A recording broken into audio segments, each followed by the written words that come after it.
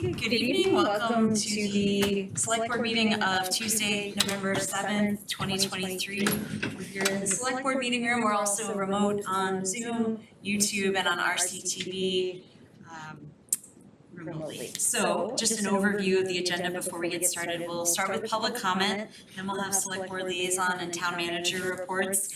Then we'll introduce our new Director of Equity, Albert Pless. Then we'll have a presentation from Chris Cole, our incoming Director of Public Works. Then Laura Jem will give us a presentation on election timing coming up for March and April 2024. Then we'll have a presentation from Bernie Lynch of Community Paradigm Associates. He and Community Paradigm were chosen as our consultants for the town manager search.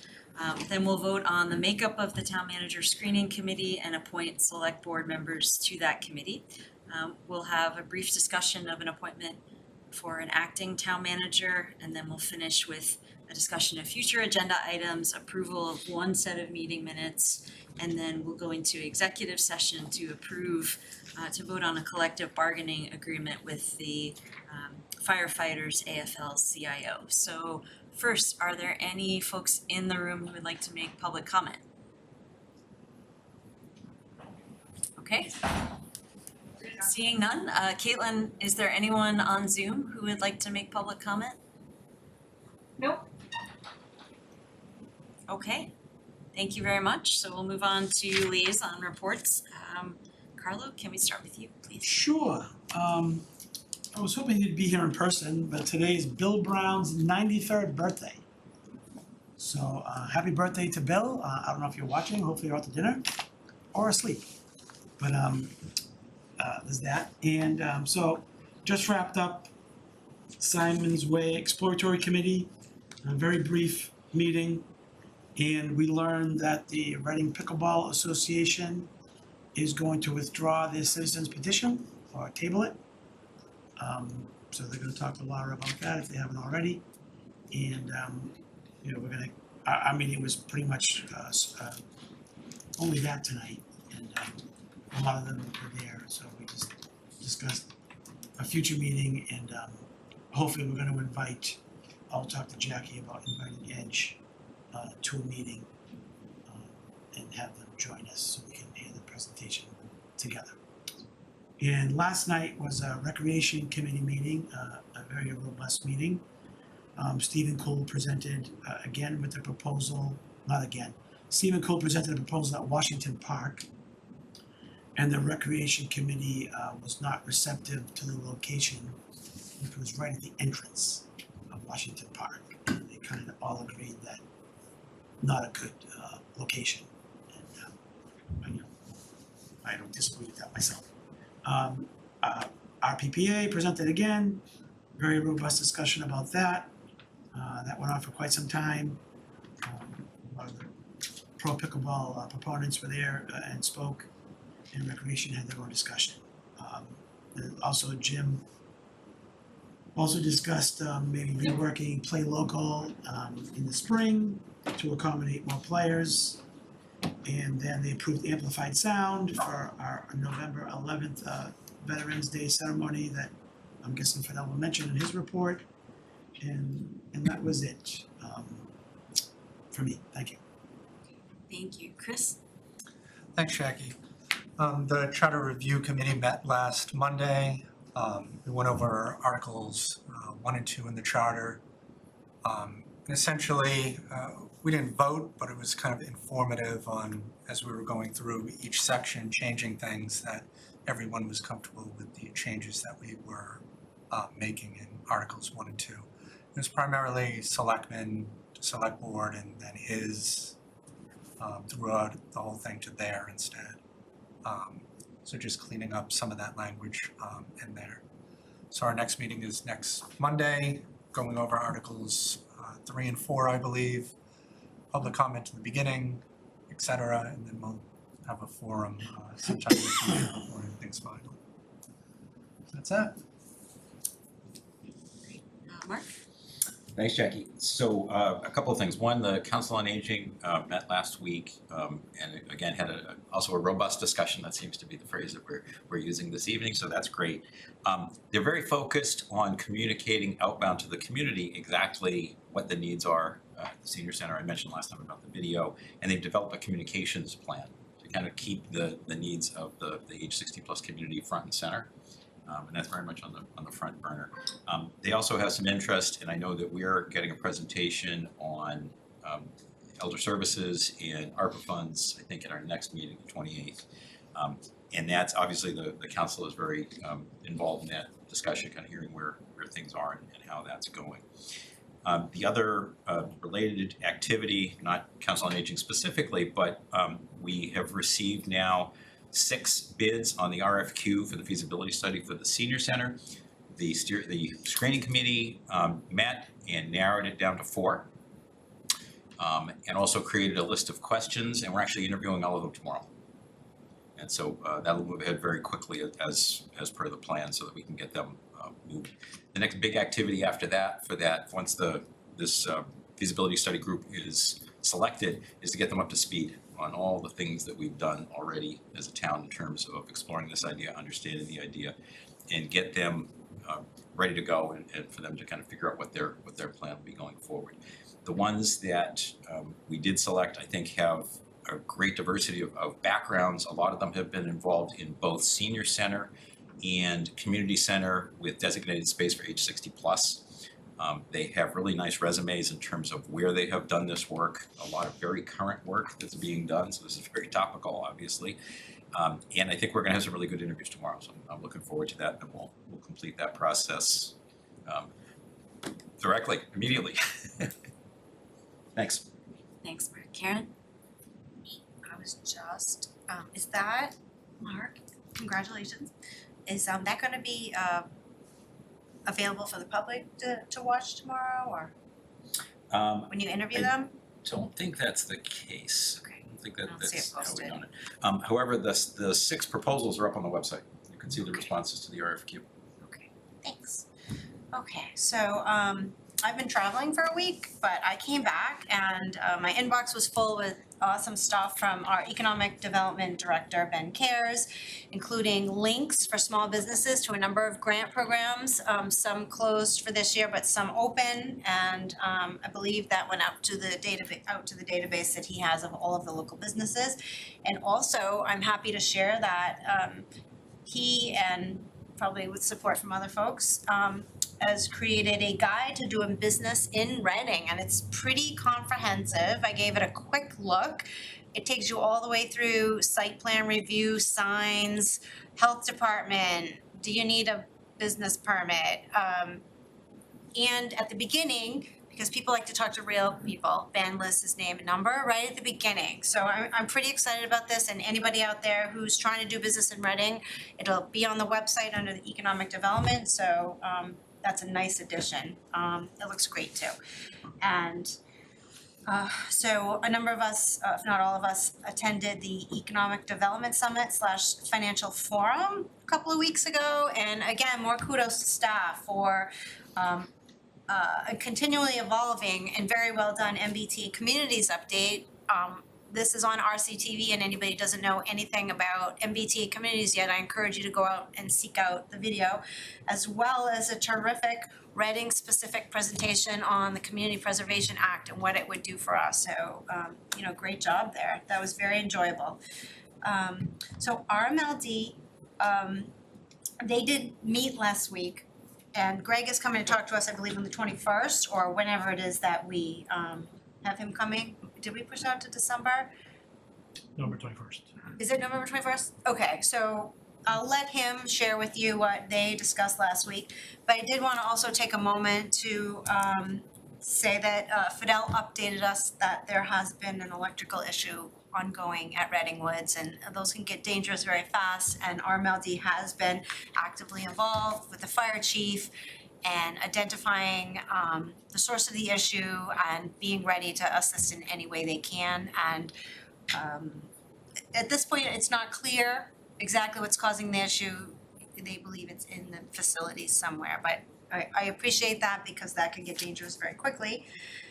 Green communities. Okay, I talked to our rep. His name is Dylan Patel. He's settling in. Things are going great, and hasn't left DOER yet. He's gonna get us an answer by Thursday. Might be in legal. I mean, they told us maybe a week. That's what they said. We don't want to promise a week, but it'll be 3 weeks by this Friday. So I asked him to just get me an actual answer. So when that comes in, I'll just share with you. Like being in legal at DOER is not out of DOER, and what we know is that we have additional waiting periods before we can join. So would like it to be off of their plate, as he said. And let's see.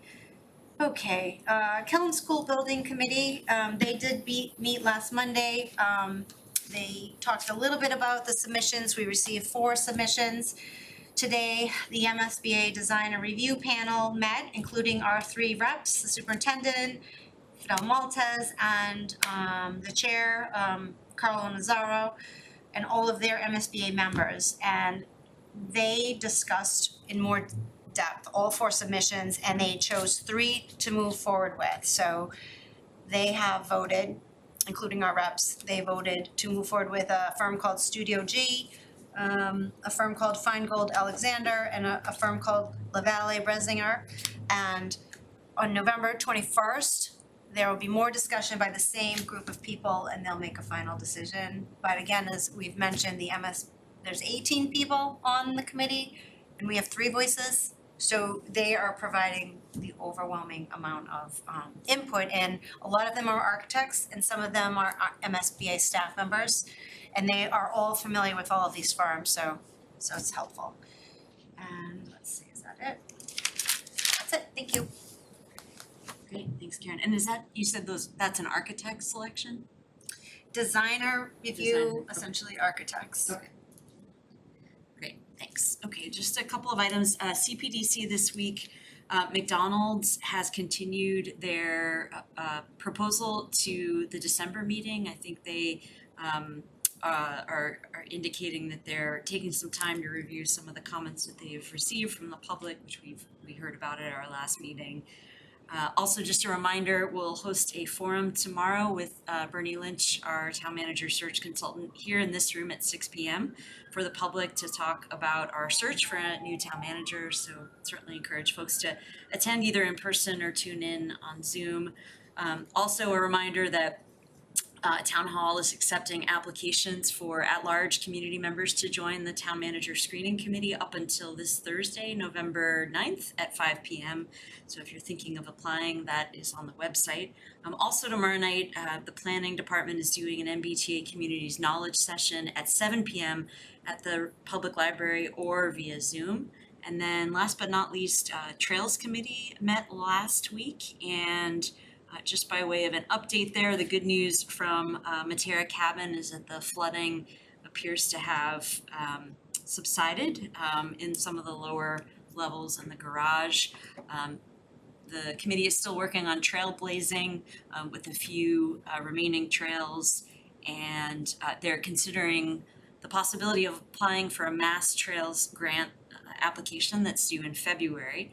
And they are also planning early next year with Chuck Girone's help, a group meeting of conservation, trails, and the town forest committee. So kind of a group of 3 kind of overlapping or complementary committees with details forthcoming. And I think that's it. So Fidel, any updates? Thank you. And I know that a lot of the usual construction updates we will do with Chris's presentation, but just the one update on construction is at Birch Meadow. I'm sure you all seen it, but the project is hopefully wrapping up.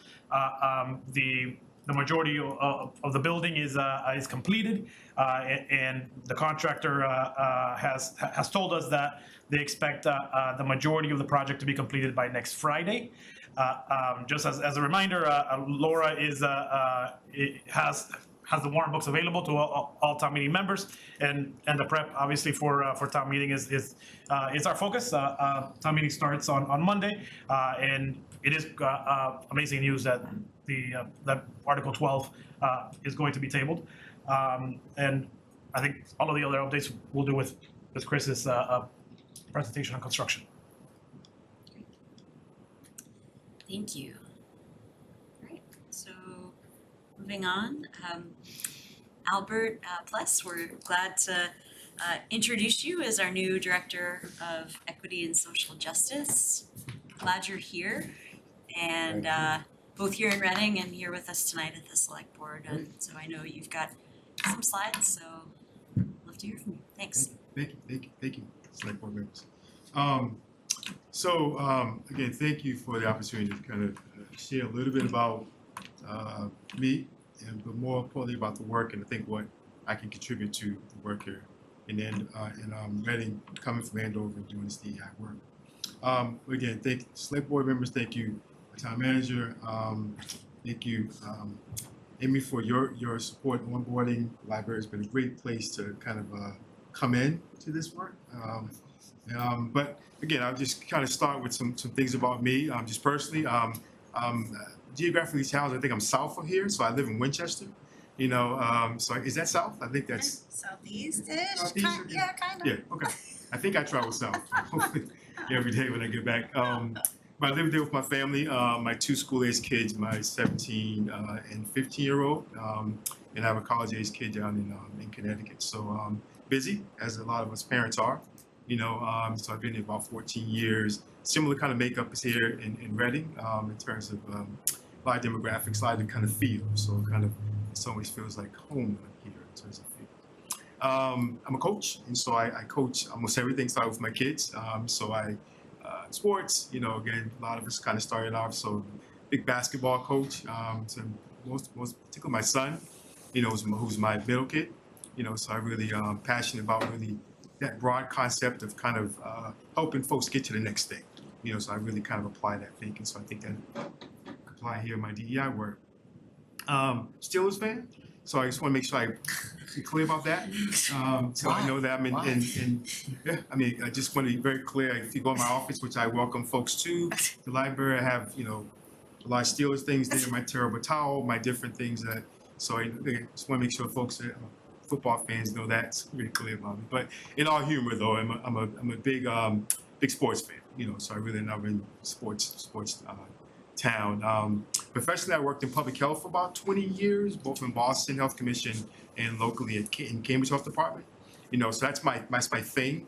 Public health. Really, I think it's a natural progression here to DEI because a lot of what public health taught me and still does now, because I'm still consider myself a practitioner, is really thinking about kind of root causes, upstream work. So how do we kind of think about doing work up there so we can prevent having to kind of pull stuff out down here? So I think I bring that thinking into Reading with that kind of concept of making sure that we use this framework of social determinants of health. And so what that basically says is make sure we take the barriers out of the way for folks to be healthy.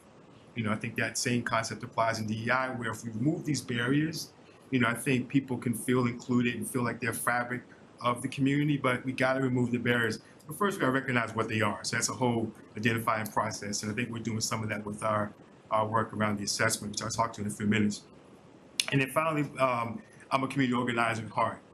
That's where I got my start, really making sure that communities, particularly those without a voice, really can kind of come together and help them take care of themselves. So really making sure that, we're not thinking about someone swooping in and kind of saving them, but helping to organize them so they can actually be able to take care and support their own selves. That's my thinking, my root of my work. And so I think that, again, applies to the DEI work. We can go to the next slide. So I want to just spend a few slides talking about this amazing work that's happening, which I really believe is going to be an amazing opportunity for Reading. There's a coalition of directors like myself, Tedessa, who was, our predecessor, she and I met, while we were, on this coalition. It's about 3 or 4 years old. It's directors across the state, and I'll show a slide in a moment. And really this coalition really, I think, is giving a nice guide, they created a guide actually to help municipalities like us to do the DEI work. You know, and really what it's taught us as directors was giving us opportunity to have these conversations, our directors, or with elected officials, i.e. town leadership. So again, I want to talk about the guide a little bit and what I believe could be an opportunity for us to think about this as together, doing this together versus kind of me coming in and doing it. So I want to make sure I'm kind of setting this up.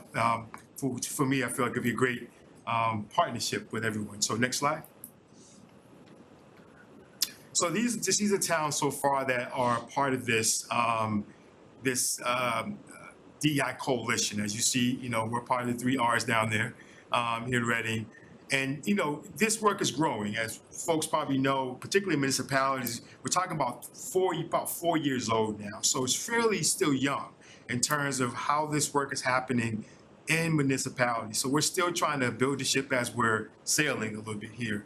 And so all these towns are, you know, we meet again a couple times a month in Zoom, and then we get in person, which I want to let you guys know that I invited this coalition to come to Reading next month. So they'll be here. I'll be hosting them here on the 15th of December, in which I'll share more about that with you. But I think this was a great opportunity to, you know, to bring that coalition here to really, again, just kind of be a, you know, just do a little showing off a little bit. You know, I think you guys have a lot to share here in Reading that you've built. So I want to make sure that coalition sees this. But also, again, we can kind of hear from them. It's more celebratory as we're here with them. So next slide.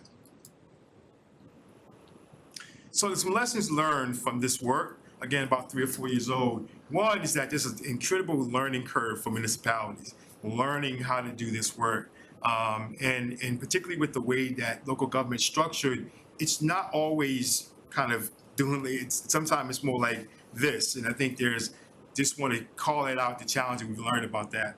Also, there's a lot of expectations that are unreasonable for the directors. You know, I think that it's just something where I think it's a lot more reactive and responsive. A lot of what we're trying to do now is be a lot more proactive in prevention. And so that's some of the thinking that we're trying to do, but some of these are unrealistic. You know, also it's emotionally, and again, I'm sharing with things you probably already know, you know, but just want to make sure I'm sharing some lessons we learned from this. That's a really high burnout rate. You know, directors are leaving within probably 2 years. You know, some of that's just, you know, on how we're onboarding these directors and how we're really setting them up for success. Okay, so I think that's, again, we've learned some of that, and I think that these are some best practices I think that could help, you know, particularly us in Reading, but other communities as well. So self-care is important. You're realizing that, and also just supervision, which I'm already seeing is really incredible here to make sure that we have that foundation for the work. So next slide. Just a few other slides too, just making sure that, you know, the DEI work should be at this leadership level. You know, I'm glad that Reading, you know, got talked about that and really began to move that, because I think it should have that access, right? It's what we share that it's important for that to have access, you know, not just in title, but in practice, you know, so making sure that work, you know, also the work should be both internal and external, which is here in Reading.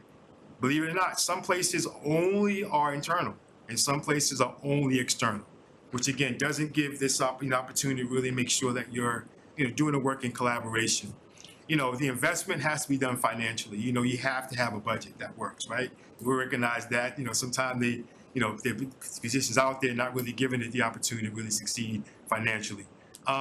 You know, also make sure that, you know, I'm excited, I talked about it in a few minutes around this equity audit that we're doing here. That has to be the foundation, it has to be the start to make sure you have to get the data to make sure that's informing the work. And then finally, I think the DEI work has to be in towns, has to be separate from the schools. And that's one thing we learn. A lot of towns are doing it, and it's not sustainable. You know, so we realize that it has to be 2 separate things happening at the same time in some way. So next slide. So this is a slide I want to make sure that I reiterate. This was a part of our guide that we created a couple years ago, and we're working on 2.0 now. So I'm actually on that committee to help develop our 2.0 version of this.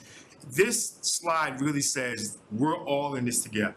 So everyone in this room, you know, this belongs to all of us. It doesn't just belong to me. So if you think about really some of the things out there, and I'll just kind of call it out, a little bit around, like, for example, our IT department. If our IT department says something to the effect of like, we need to think about how to make sure our language is reflected on our website and all.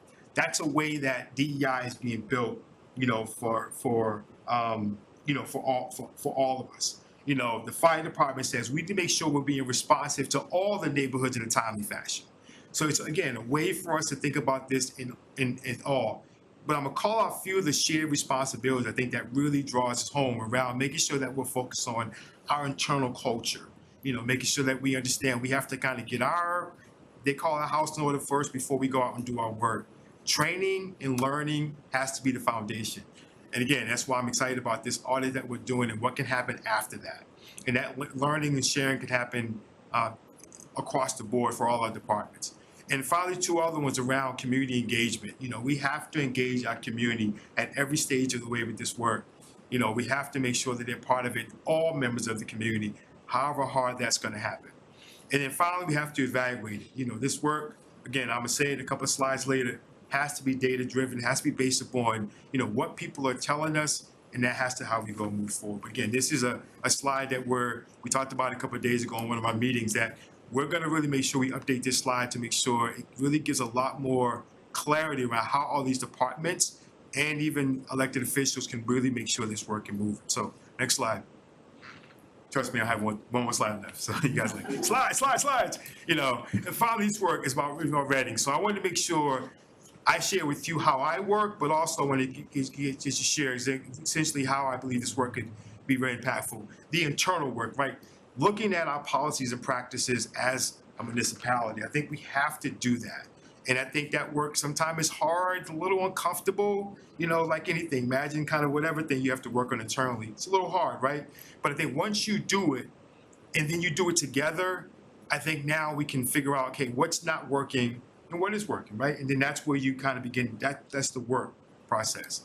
Building leadership, this work, again, almost consider to be like I think consultants get paid more, but, imagine me as a kind of lower paid consultant, that's kind of, like I'm not going to be doing all the work, but I'm going to be consulting everyone to make sure the work happens. Okay, so again, the humor there, but the way I want to make sure we're doing this is building our internal leadership, getting folks on board on our town side to be a part of committees, making sure that they're driving the work, and I'm doing it kind of in concert with them. And then I'm gonna say it again right here. We gotta be data informed and data driven. We got some good data coming from an assessment. We met with our consultants this morning. And really, that's an opportunity to get some great data from both our town employees through our employment engagement survey and this incredible assessment that we got. So we got a snapshot of that earlier today. I don't want to spoil it for you, but you'll get it. But some really good data, but also really good turnout. Really, a lot of people participated in this survey, so we're excited about that. Because you don't know sometimes. You do these surveys and you don't know, and I know that there's a few surveys floating out there within Reading for different things, but this was great. And I know I'm teasing you a little bit with that, but I want to make sure you know that we got some good participation in those surveys. And that data is going to help drive this. And we are excited about Opportunities Consultant, really, working with them. That's our contractor that we're working with to help do this. The external work, again, has to be driven through, recognizing, we want to recognize all cultures in Reading. And again, that is work, right? Because I think some communities don't feel like they may be represented here. And I think that we have to make sure that we're being intentional about engaging those communities. Again, I live in one, right? So I know that oftentimes my voice in my own lived community is not always factored in. And why is that? So it's the why questions, right? Why? So I think we have an opportunity here. I think some great work happening with PAIR, our kind of our call it a little bit our advisors right now, those community folks that are really helping us think through who's missing. So I think we can lean on that group and others to help make sure that we are, making sure those Reading residents are feeling a part of the fabric. And we have to do it in concert, again, with them. So again, I want to just call out these two simultaneous projects happening simultaneously, our DEI assessment, which closed about a few days ago, and then our employee engagement survey, which is open one more day. So we're hoping to, again, get some last minute responses in for that survey in order for us to really, make sure we're all, hearing, from all the employees we can around that. So that's my slides. Again, I realize, we do slide heavy. I don't know if you have any questions. I don't want to go over my time frame too much, but I can take any questions that people may have now, or again, would love to talk with folks later, have a cup of coffee, people. Welcome, very impressive. I was fortunate enough to be on not the search committee, but was it, and when we hired Sudeshna, and it went a little differently this time, or I wasn't on it, but I can see why you were selected, very impressive. But if you could just share, of all those communities that you had up there in the green, how many have a director for schools, and how many have a director for towns? Was that something kind of very new? It is something somewhat new. I mean, a lot of the communities, have realized, I think, through some of this work that we're doing now, that they need it. I call out a few communities like Lexington, for example. Lexington has that set up. I think in fact, the town I was just working in Andover is moving towards that. And so I think some of it is realizing through some of these assessments that are being done that they need to have that, right?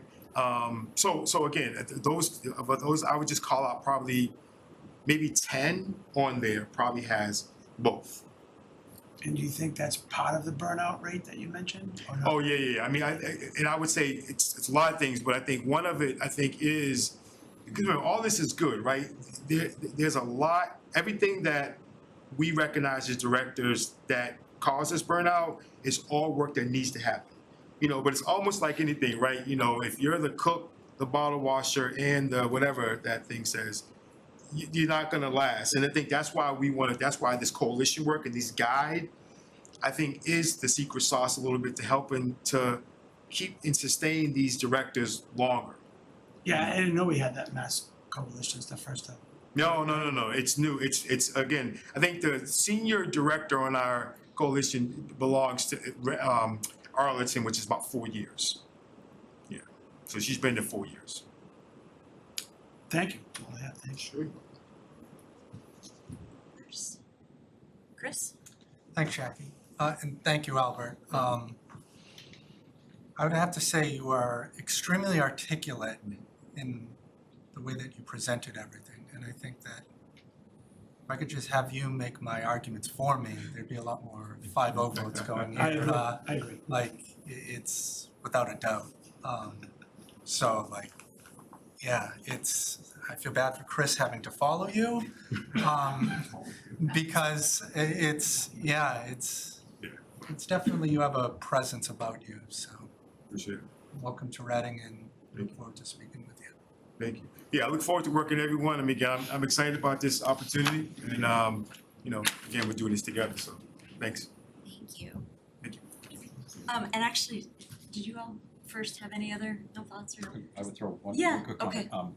So, welcome, absolutely. I think at some point it'd be helpful to understand some of the kinds of things you want to do that are going to require budget, so that we can start thinking about what those requirements might look like. I knew that, Amy.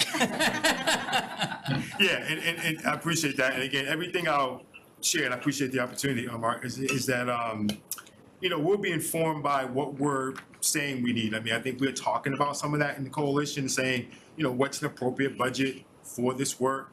And I think we're learning as directors how to ask what we want. Sometimes this is hard because we recognize, there's shoestring budgets out there. Everyone's trying the best they can do to make sure the work is supported. But I think we're learning for ourselves. We have to ask for what we want because the work is so critical. And we know that we can't do it by ourselves. And we know that we need to make sure that we have support financially to do it. So again, a lot of us, we're learning ourselves how to do that ask. But we will share, and I'll share with Amy. We're talking about some of that, and again, I'll make sure it's being informed by the work that we're doing with the coalition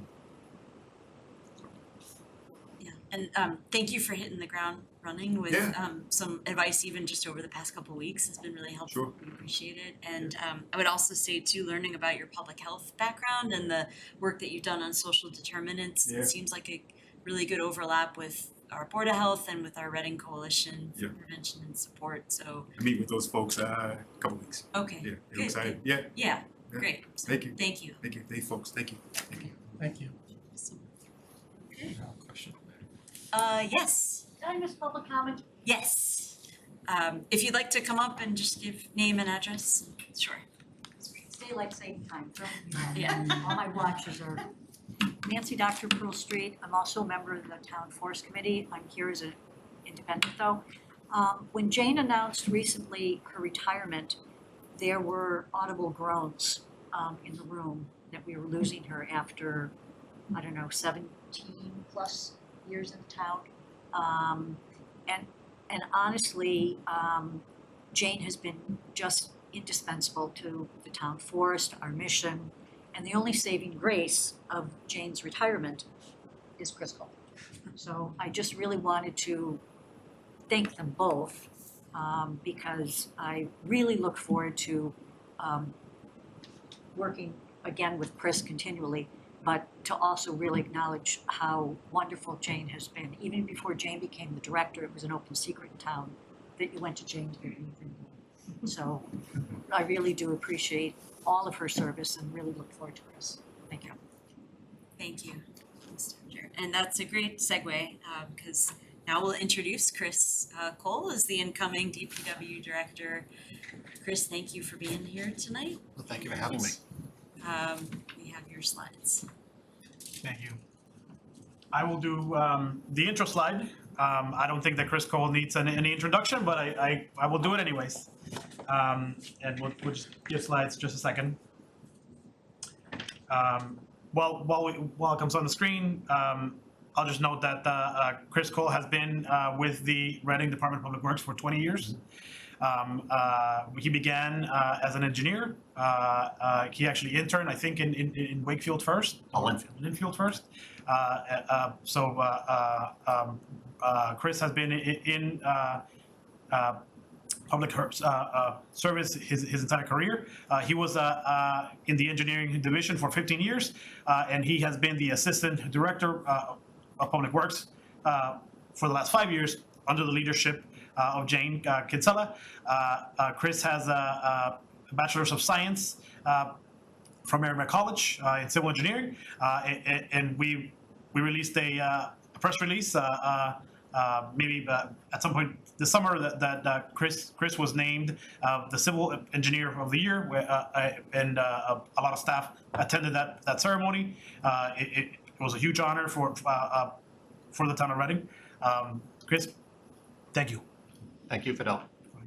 And I appreciate the opportunity and look forward to working with everybody here. And I also want to thank Jane too for all of her leadership and guidance over the years. So thank you. So Caitlin, next slide, please. So I'm just here tonight just to briefly go over Reading DPW's what the winter outlook is, and just to show that we are ready for anything that comes our way. And hopefully this presentation proves to be irrelevant, as it's never going to snow again in Reading. But if it does, then we have a budget of $675,000 for snow and ice.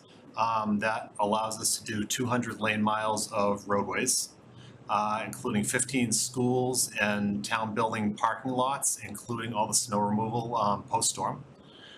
We plow over 45 miles of sidewalks in town, and those are mostly on your main roads and your school walking routes.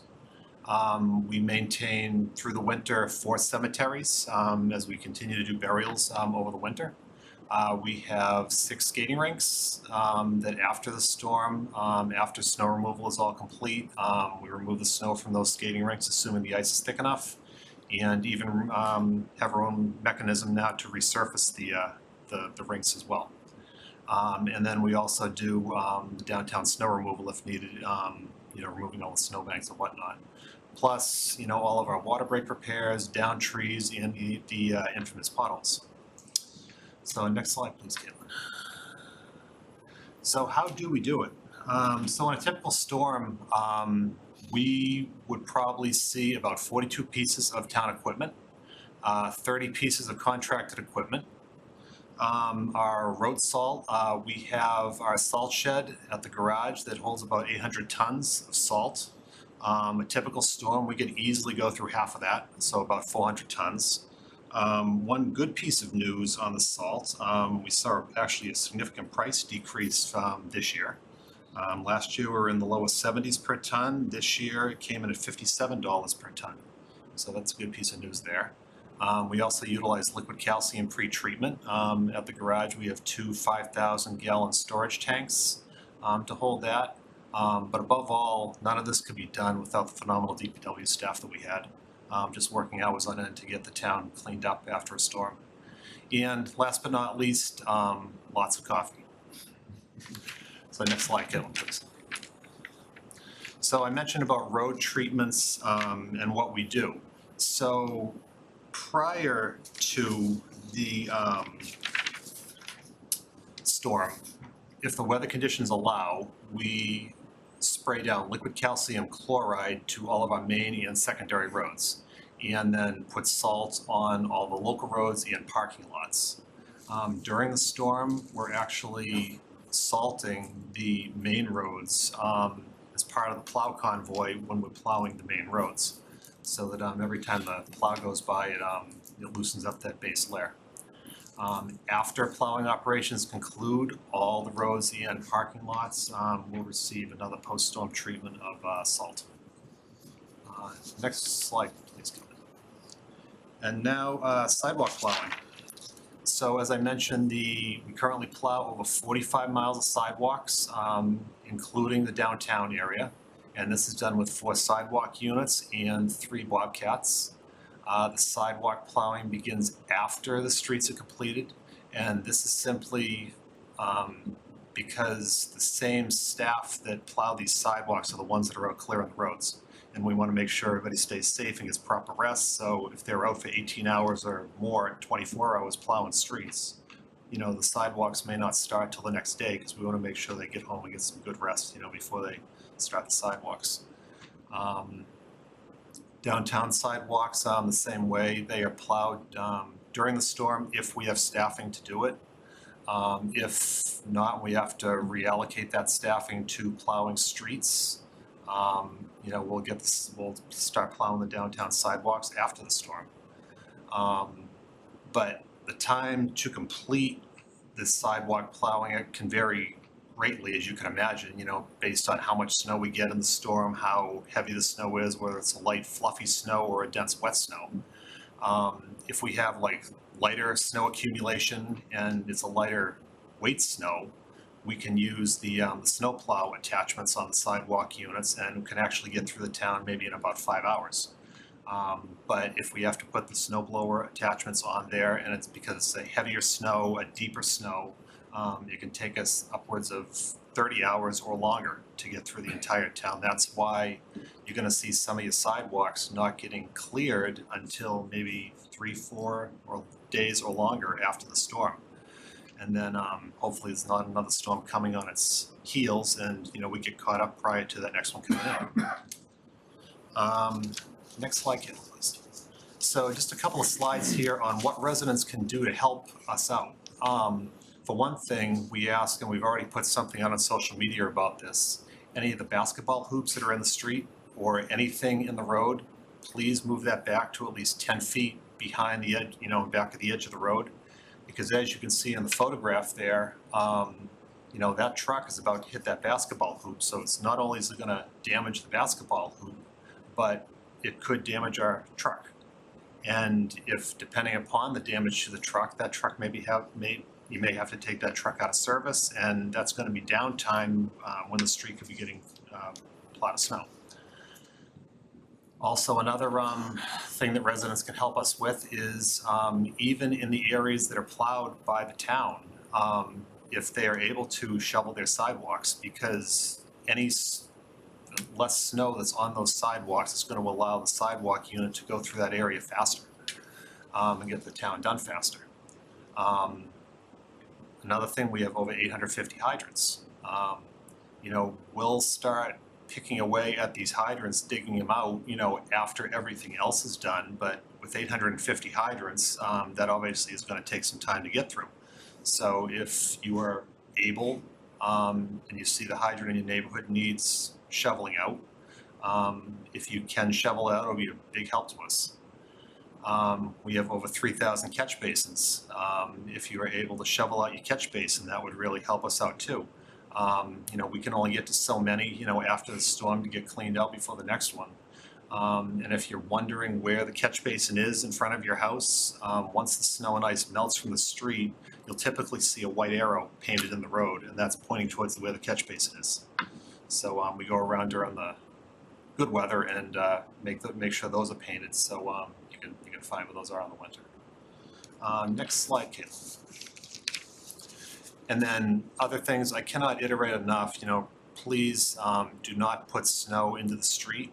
You know, if we go through and plow the roads and then salt and get all the snow and ice out of them, and then we have someone clear their driveway and blow all their snow into the street, you know, now the road's icing up again. So that's a big hindrance for us having to go back and, you know, try to clean the road up all over again. Do not park vehicles in the street. That only hampers the plowing efforts during a storm. The police are implementing their overnight parking ban beginning December 4th. So, you know, please don't park in the street during that parking ban, so we can get the roads cleared. Also, if any residents wants to, they are more than welcome to install like driveway markers along their property, the sidewalk, because as you can imagine, if there is a foot of snow or more on the sidewalk, you know, those operators are only guessing really sometimes as to where the sidewalk is. So if there's any type of guidance, you know, they can follow, you know, it minimizes the damage, you know, from tree lawns getting dug up and whatnot, and front lawns getting dug up, you know, at the end of the winter. And as always, if you see any potholes out there, please report them to SeeClickFix. You know, we'll have crews out there all winter, you know, filling potholes as they come up. Next slide, please, Caitlin. And so in conclusion on the winter preparedness portion of this, Reading DPW will be ready for whatever Mother Nature brings our way. And next slide, Caitlin, please. So just a couple of project updates now that were requested here. So the Auburn Street water tank. So the tank construction is now complete. Disinfection and the filling of the tank will happen sometime soon in the future. A few things still have to happen before that can occur. We're waiting on a couple of electrical components for the to get power to the whole site up there in the tank. And so we can't install our SCADA so we can monitor where the water levels are in the tank. So we don't want to fill the tank until we can have an eye on it, you know, make sure it's not, you know, doing what it's supposed to. So that is moving along and will hopefully be coming soon. As far as, let's see, what else here? The the radio room for the public safety is actually being installed this week on Thursday. The cell carriers up there, we currently have executed agreements with AT&T and T-Mobile. We're still waiting on Dish Wireless and Verizon. I spoke with Ryan, the town engineer, today, and just going through getting all the executed agreements in order. Possibly we could have carriers start, you know, go on the tanks by January. And then by the spring, hopefully we'll be able to take the temporary tower down and do site cleanup. Let's see, anything else I mentioned on that?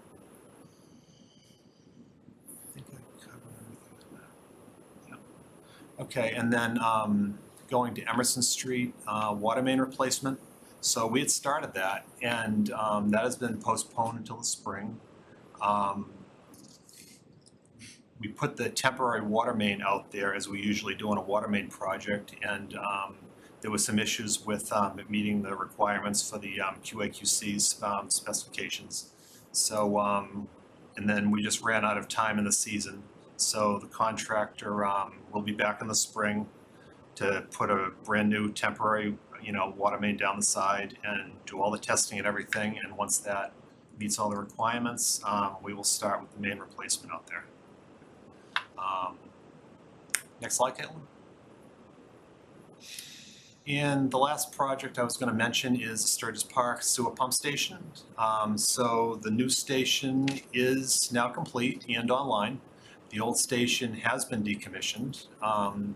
Paving and site restoration is occurring now. The paving of the driveway should happen in the next week or two.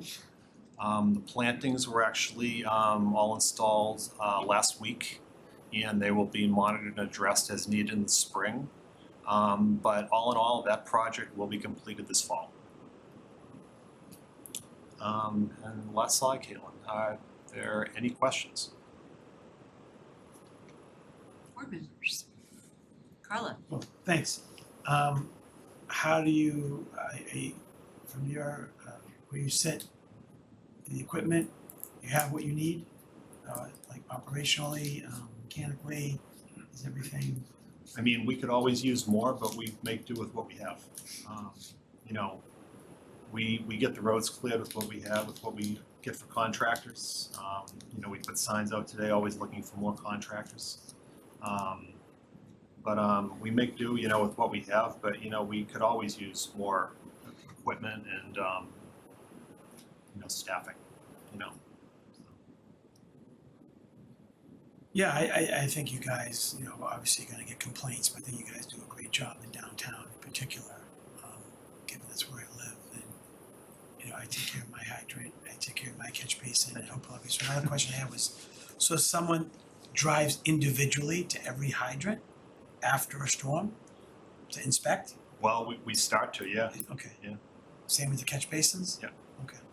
Yeah, the catch basins are more because we're never gonna get to all 3,000. We Yeah. have like critical ones that we know of, Okay. that need to be cleared, Okay. but All right, yeah, I encourage everybody. I grew up with the firefighter on my street in Medford, and he was, kind of educated us on how important that is, and that stuck with me my whole life. And I'm sure a lot of people do it, so that's always good. Thanks. Other board members? Sure, just, so Carla, you got my question on contractors, thank you. But I guess most importantly, welcome. Oh, thank you. Great to see you staying Yes. and working with us and kind of continuing where things are. As Carla mentioned, I think things have been really, really good. And we really appreciate all the efforts of DPW and thanks Jane so much for all of your hard work for many years. I know it's been a challenging role. We learn more and more about. Yeah, so fun is good. Fun is really good. But anyway, thank you and looking forward, Chris, to Thank you. you being here and doing yeah, this. look forward to working with the board. Yeah, this is a great presentation. Thank you for trying to liven it up. I'm fascinated by the sidewalk plowing map. I hope that's on the website. Get a lot of questions It is. about that, so I can like tell them to go to the website. That's great. And I had a couple of questions about the project updates. I appreciate that. So the Auburn Street water tank. So putting that site back together again, I would definitely love to see that tower gone sooner than later, because we're really supposed to be building a park there, and so want to make sure that we get planning on that this spring. I'm not sure if that requires another trip to CPDC or if we're done with that. I believe they made a trip to CPDC. You I wanna- did Yeah, in yeah. the beginning. I wanna don't say that remember. It's a question. Ryan went back, I wanna say sometime in September, like I wanna say the September meeting Oh, maybe? this year. Okay. Yeah, but I think that the idea was that the project would be all wrapped up, that the contractor would basically make the site, clean and clear and then another planning effort would begin of like envisioning what Yeah. the neighbors, the abutters would like in that area. Okay, I tried to call the chair of CBDC today, but I wasn't able to get before the meeting, so thank you. All right, and then, what was the other one? Or, sorry, I zoomed everything out.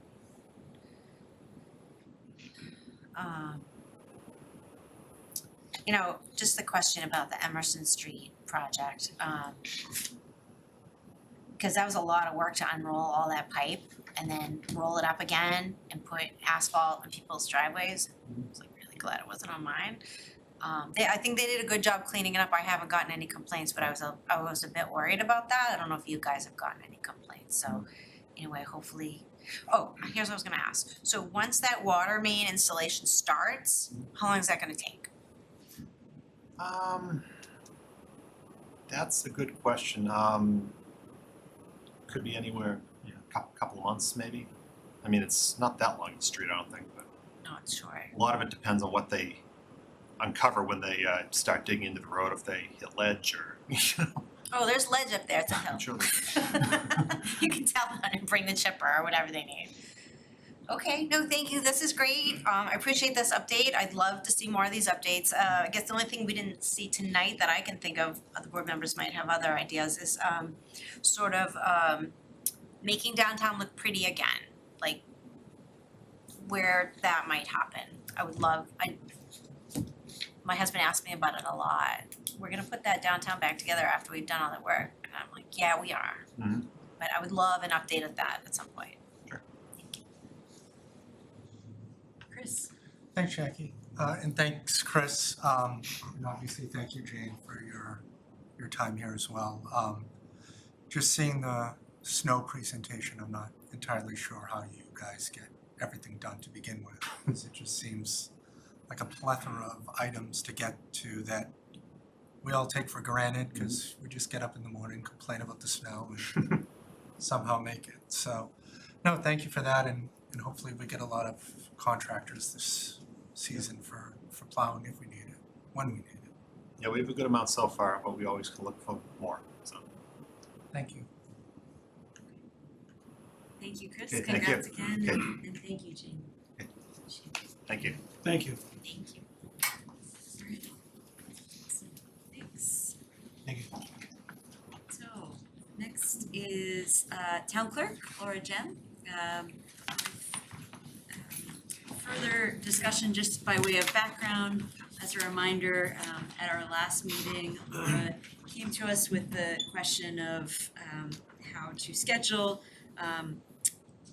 federal and local elections next spring. And we had some questions about understanding how the combined election would work with respect to mail-in ballots specifically. And so Laura, take it away, please. So I mentioned that there was a concern about with mail-in ballots, the total number of in mail-in ballots or absentee ballots that are in with the fact of ballots being rejected. So you requested packets, I brought 5 of these, so at least 4 of you can follow along with me. I should have gotten a 6th. But this is the envelope that they receive in the mail. So if we combine the elections, they'll be receiving 2 of these. And one notice up here, it says state election ballot enclosed. So it'll state right on the outside that this is the state ballot, and then there'll be a second envelope that'll state the local ballot enclosed. So once they receive this, inside, they pull everything out. And in here, we have the white envelope, and this is what they would mail the ballot back to us. They have the ballot envelope, or we commonly refer to this as the EV7. And this is the EV8. And they also have instructions, and then they have the ballot. So they would mark their ballot, they can read the instructions, they take their marked ballot, they put it inside the ballot envelope, and then on the top of the ballot envelope, all their information will be already filled in for them, because we print out labels and put the labels on. At that point, they need to sign it. They take the ballot, put it into the envelope and seal it. And Once they seal this envelope, then they take this and put it inside their white envelope and mail it back to us. Now, if we receive this back,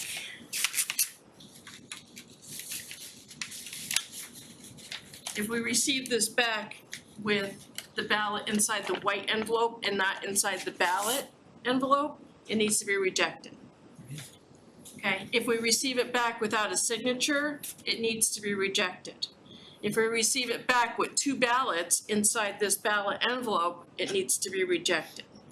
Now, if we get it back in enough time, we work very hard to contact them and tell them that their ballot's been rejected. Why? Would you like to come down on election day and vote? Would you like us to send another ballot to them? That's if we can get in touch with them. But the biggest thing that I'm concerned with is the biggest reason why we reject them when we dump up elections is that both ballots are sent back in one envelope. Or the ballots are sent back in the wrong envelope, which we don't find until we open them up on election day. So if they're in the wrong envelope, they technically need to be rejected as well. And there's instructions in each envelope. There's instructions in each envelope, and we're gonna do a new if you choose to combine the elections, I'm gonna do a new thing. I'm gonna have a big white sticker here saying local election or state election, so it'll make it nice and clear that they need to be. Oh, no, I thank you. That they need to put the correct ballot in the correct envelope. Sure, go ahead. So I assume that the mass official instructions you can't touch, right? This comes as it comes, or can you have? Correct, that was from the last election, we get new set every year. For the local election, can you control what's written on it? Do you print that off? You make the local one, directions? No, the state provides it for us, but I can do it, I can control the one for the local. So I'm wondering if you could highlight the 1 or 2 most important things, which seem to be that actually related question. The local envelope, does it still say the exact same thing, Commonwealth of Massachusetts Yes. early ballot? Yep, the same exact envelope, But your white sticker is gonna correct, say, hey, only put this in, correct. got it. And colors are specified, you don't have control over colors, nope, okay, just poke. No, unfortunately, no. I have a question, okay, checking. Yeah, no, go ahead. Yeah, I think Mark asked it, so state and local are exactly the same, other than this. Correct, You can't, I don't know, I think that would be helpful, right? no. It would be helpful, For yes. the resident, Oh, it would be helpful, yes, Yeah, but yeah, we can't, unfortunately can't do that, can you put a sticker, local, yes. So that you're allowed to do? basically what'll happen is there'll be a sticker right here that says local election in white and red text. So we'll do that nice and bright Okay. for the local one. You've always done that, excuse me, but that's something we're trying to get better at. It's something we're trying to get better at because this is the first time that we'll be combining them with vote by mail. Yeah. So in the past, it's always been just absentee and there's been very little. Yeah, 4 years ago, we didn't have this. Exactly. Okay, so that was, to me, that's a nice addition to have the sticker, to distinguish.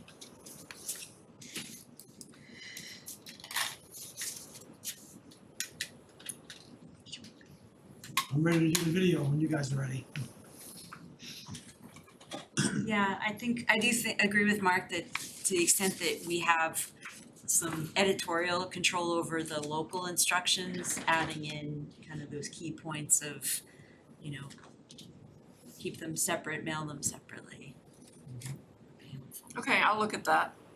We may even also be able to print the instructions for the local on a color sheet of paper, and have that just on the white paper that the state requires.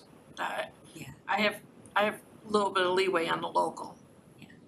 Okay. Yeah, to me, color means different, I mean, for a lot of people as well, pay attention. Yeah, well, and even like corresponding color. Yeah, Like, so if the sticker could be yellow, the local instructions could be yellow or Right, maybe not right. yellow, we Yeah. already have our manila here in this pile, but you know, coordinated. The one thing that we did learn with the vote by mail is the very first time we did it, we had a ton that we had to reject because the envelope wasn't signed. The second time we did it, we put those stickers on that's on there that says sign here, and that really helped. Just, yeah. Oh, I thought you Reduce- did these for us, so you do that for everybody. Yes. Oh, well, that's even better. I thought they were, No, we did it. It really helped us not oh, yeah. with making sure we got signatures. They go to a lawyer's office, yeah.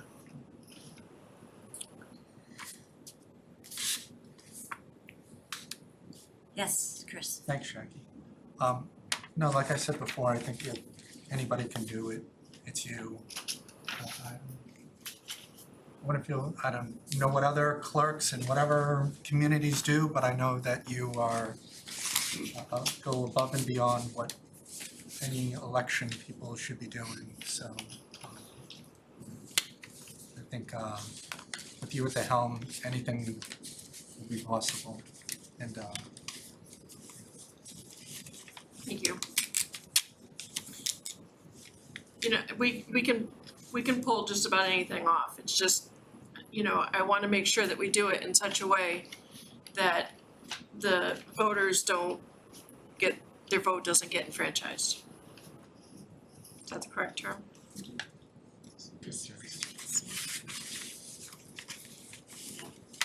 I see what you do. Well, I did ask RCTV, we can take a portion of this presentation and potentially use it or, you know, film something else as elections get closer, so.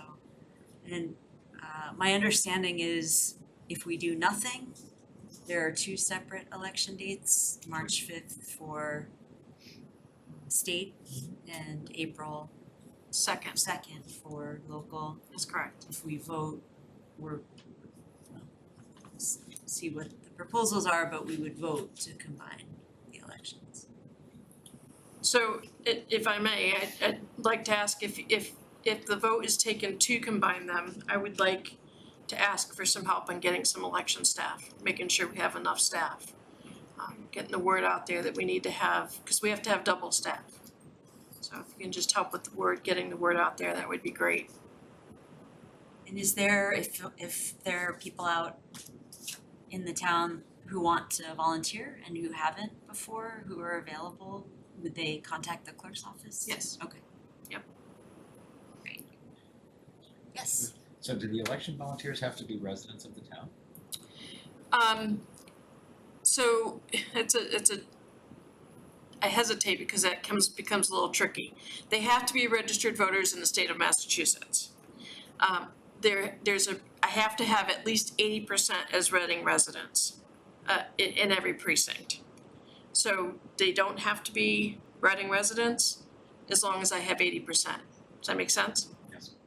So conceivably, if you need a little supplement, so long as it was less than 20%, you might be able to reach beyond just Reading. Correct. And we have some, we have some staff members that have been doing it for years that moved out of Reading that still work the polls. Is it a scenario, and I'm sorry, I don't know this, is it a scenario of open or close, or can someone do half a shift?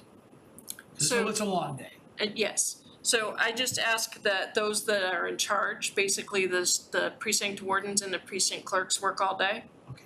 And then anybody else can do a half a day, generally open till 2, and then the next shift goes from 2 to close. Okay. And that's always been the case. It's I won't say always in Okay. Reading, but since I've been clerk. Okay, just because my mother-in-law has done it in Wilmington, and it was kind of like a open and close type situation. Most clerks do it that way because it's for accountability. Yeah, it's easy to manage, no, I And get it's it, easier to manage. I get it, but for, Part of the hardest part of election day is making sure you have enough staff. yeah, of course.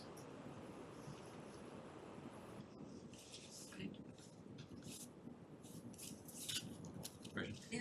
Select board members are the only people that can't, is that true, or is it all elected officials can't act as a? All elected officials. all- Resign for a day. Your spouse can though. Yeah, send the spouses. Sabbatical? I mean, is that a way? It's gotta be a way. Not in Reading. I'm just kidding. Sorry. I'm just joking. I'm just joking, but half joking, but yeah. What is that from, is it Q on James Bond? I never joke. We only do Seinfeld references, Mark. This is, I've always voted in person, so this is the first time I've seen this. And, you know, I think when you say mail, you can also drop it off, which was in the instructions. They don't have to put it in the mailbox, they can come to town hall, put it in the outside box, or come in person. And we always put a sign on the box outside saying ballot accepted here. Yeah. Which is on camera, there's a camera on it, so it's being watched. Oh, good.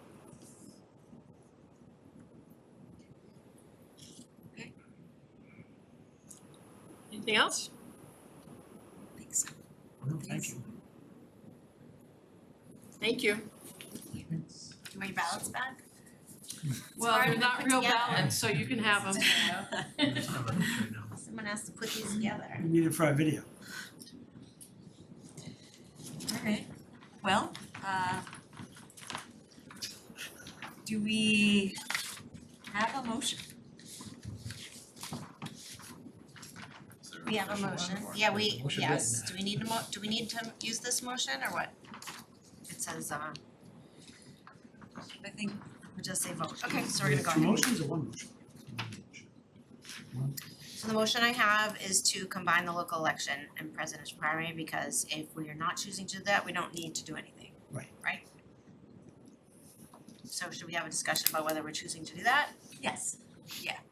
So discussion on the motion to combine the state and local elections on March 5th. Not really a discussion for me about it, I'm in favor.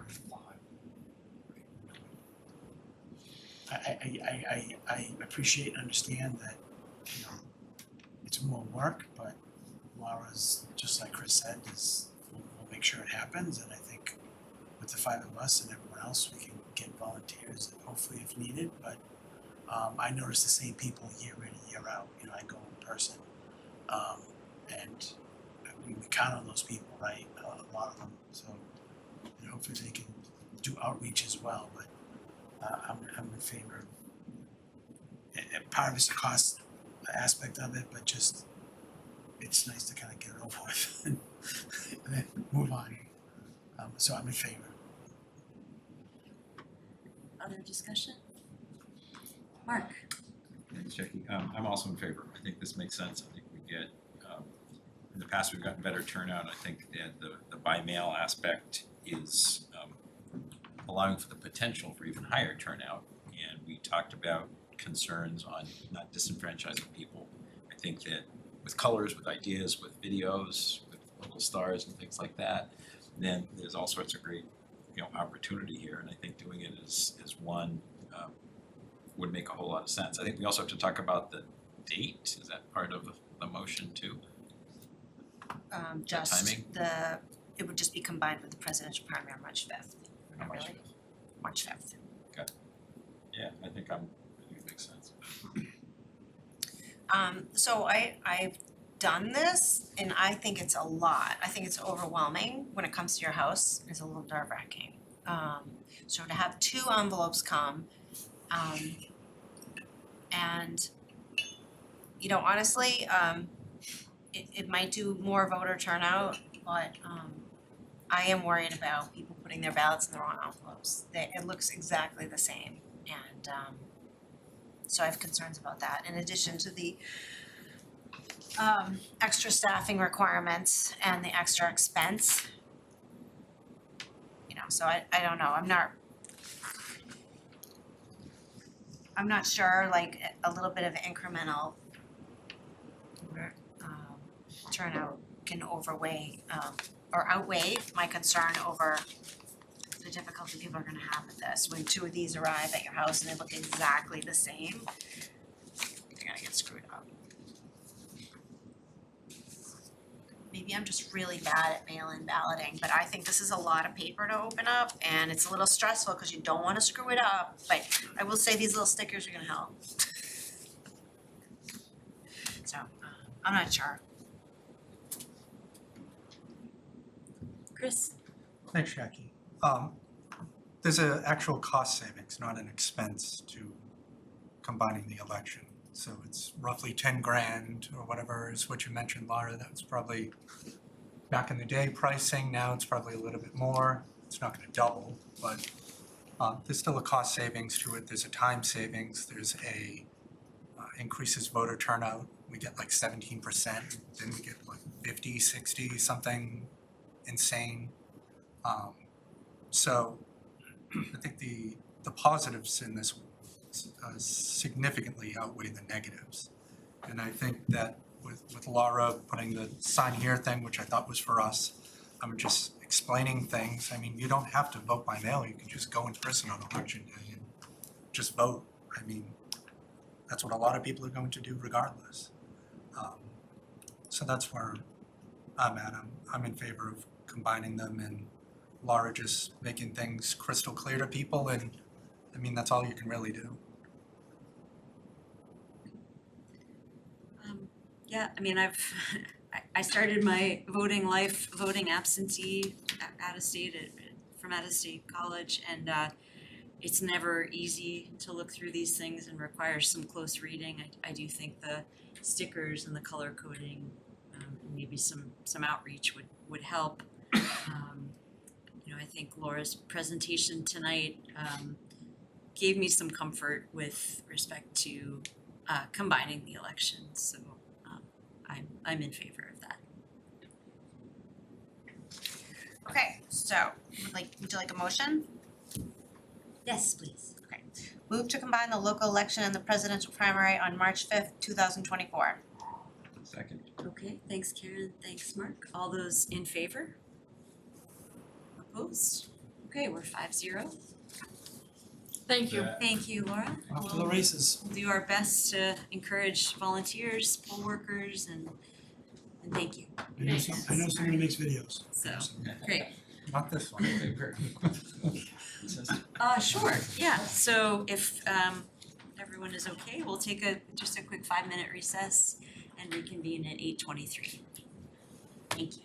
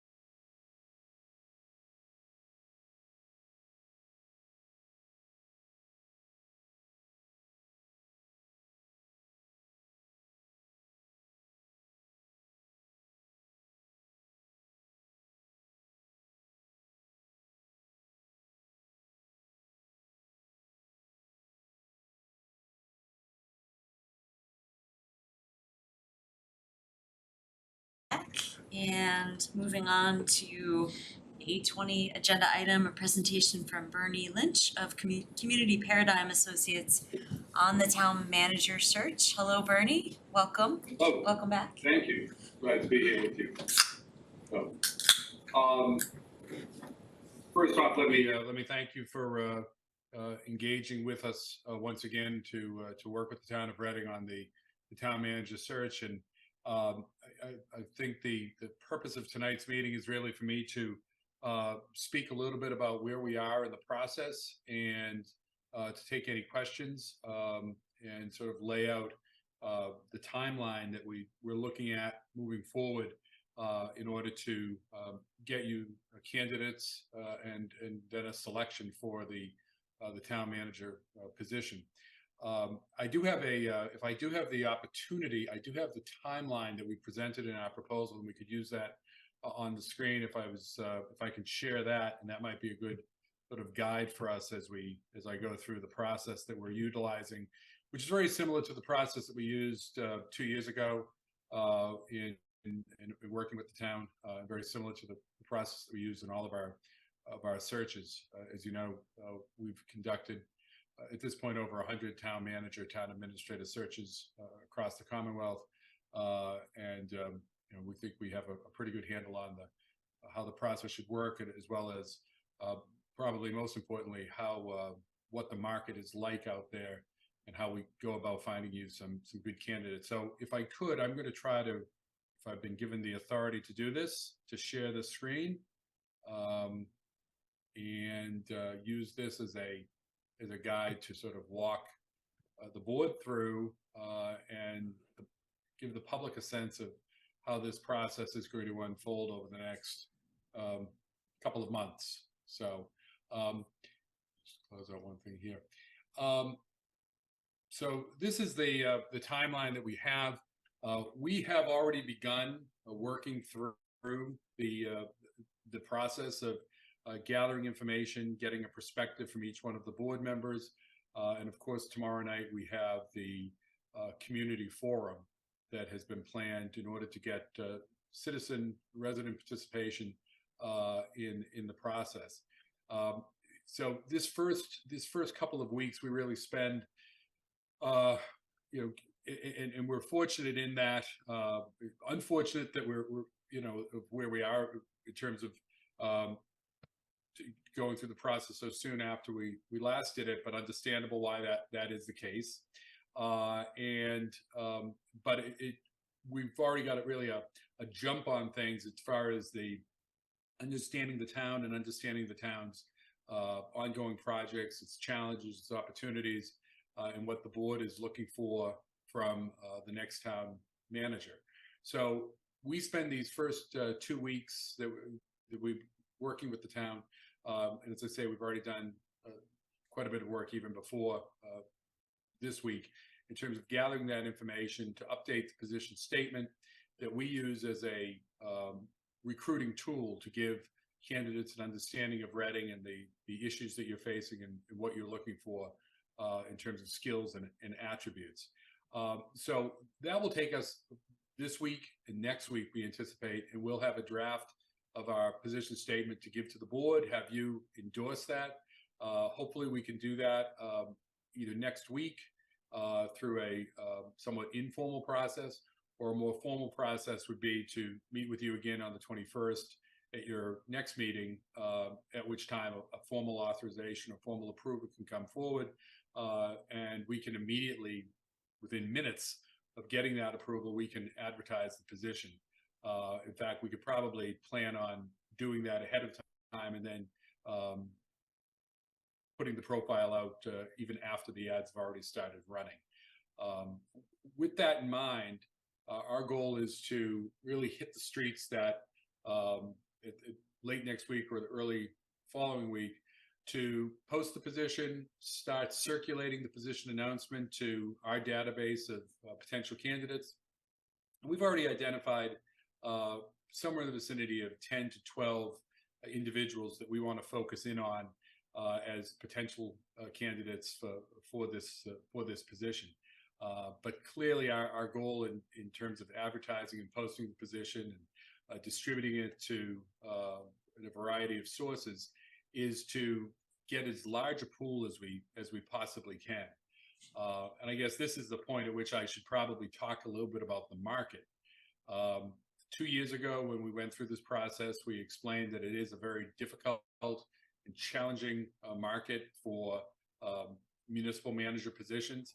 And I think we can, safely say, all of us, in looking at the job market in general, private sector, public sector, nonprofit, and so on, that it's very competitive. We have very low unemployment rates. We have many positions in all sectors where there's challenges in getting these positions filled, or getting positions filled. In the municipal sector, it's particularly challenging because, as we've just talked about 2 years ago, there's been a dramatic turnover of municipal managers across the Commonwealth. I know that in talking with a couple of the board members over the last couple of days, I've given this statistic that over 2/3 of the communities in Massachusetts have turned over their town manager, the town administrator, in the last 4 or 5 years.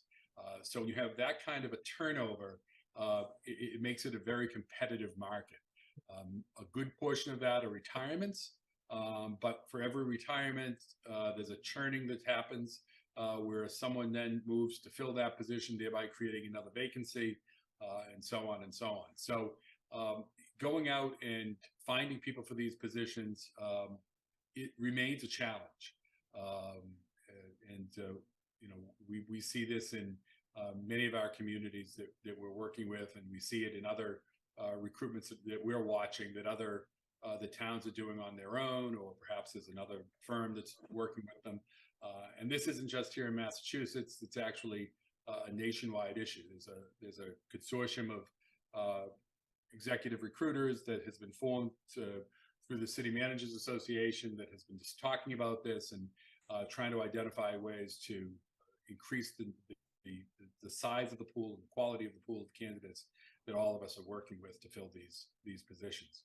So we feel that we need to have somewhere in the vicinity of 3 to 4 weeks of really going out there, pushing the position, getting people to understand what Reading is all about, what the Reading issues are, to identify what whether candidates believe that they would be appropriate for this position, and for us to determine whether in fact they probably are appropriate for the position. So with that in mind, our anticipation is that we would have the pool of candidates in place by the beginning of the second week of December, at which time we would meet with the screening committee and work with them in reviewing those resumes and identifying probably somewhere in the vicinity of 6 to 8 candidates that would go through an interview process with the screening committee in order to determine whether we have 3 or 4 finalists that we could send on to the select board for their review. So that's how we're looking at it right now in terms of getting to the board.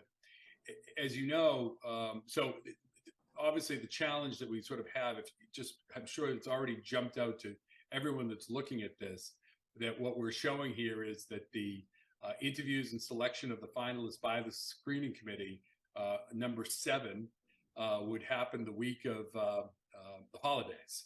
And obviously that is going to be a challenge. We've done it in other communities in the past, but it is a challenge.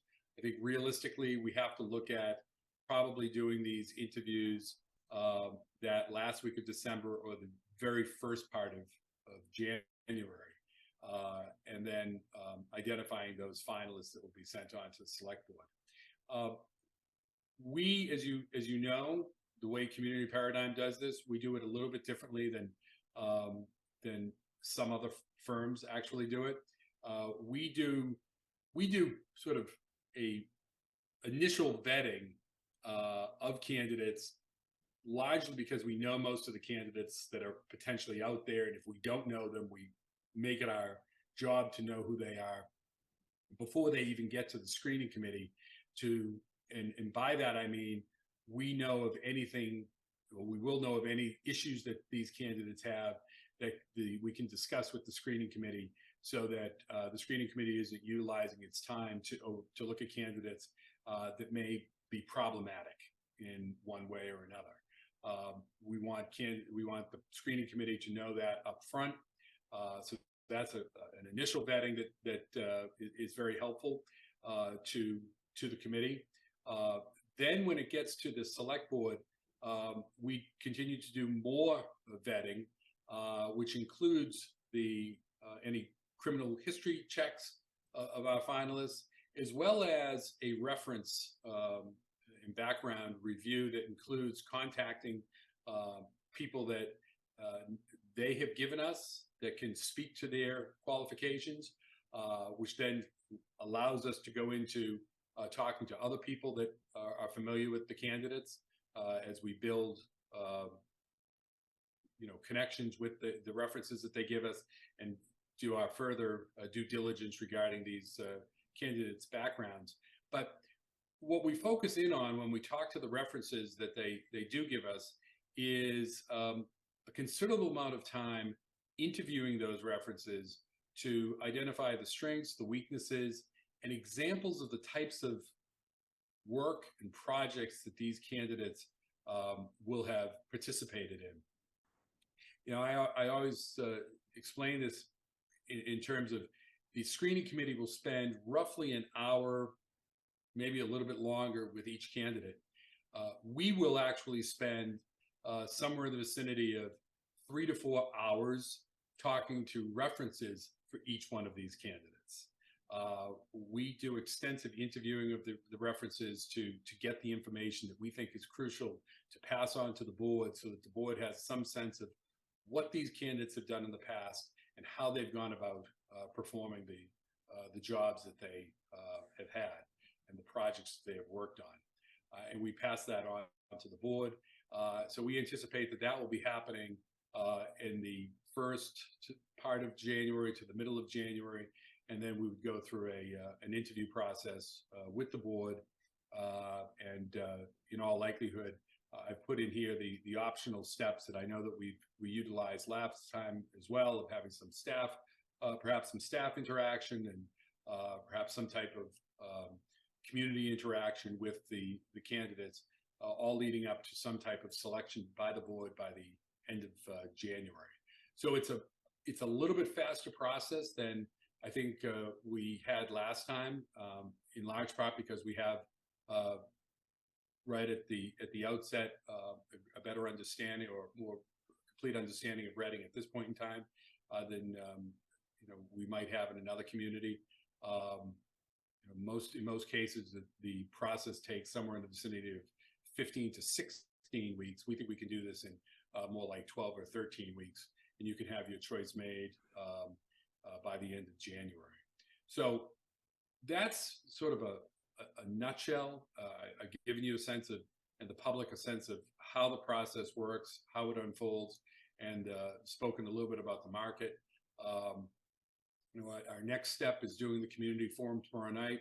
We will be there to assist with that process, as we were 2 years ago, and trying to facilitate some dialogue on understanding what the residents feel are important issues for the town and for the town manager.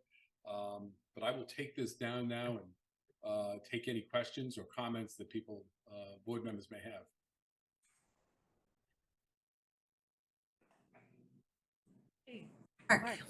Thanks, Jackie. So thanks, Bernie, for going through this. I guess a couple of things. I think in the last process, we had 3 strong candidates, but one of them kind of went off to the side pretty quickly.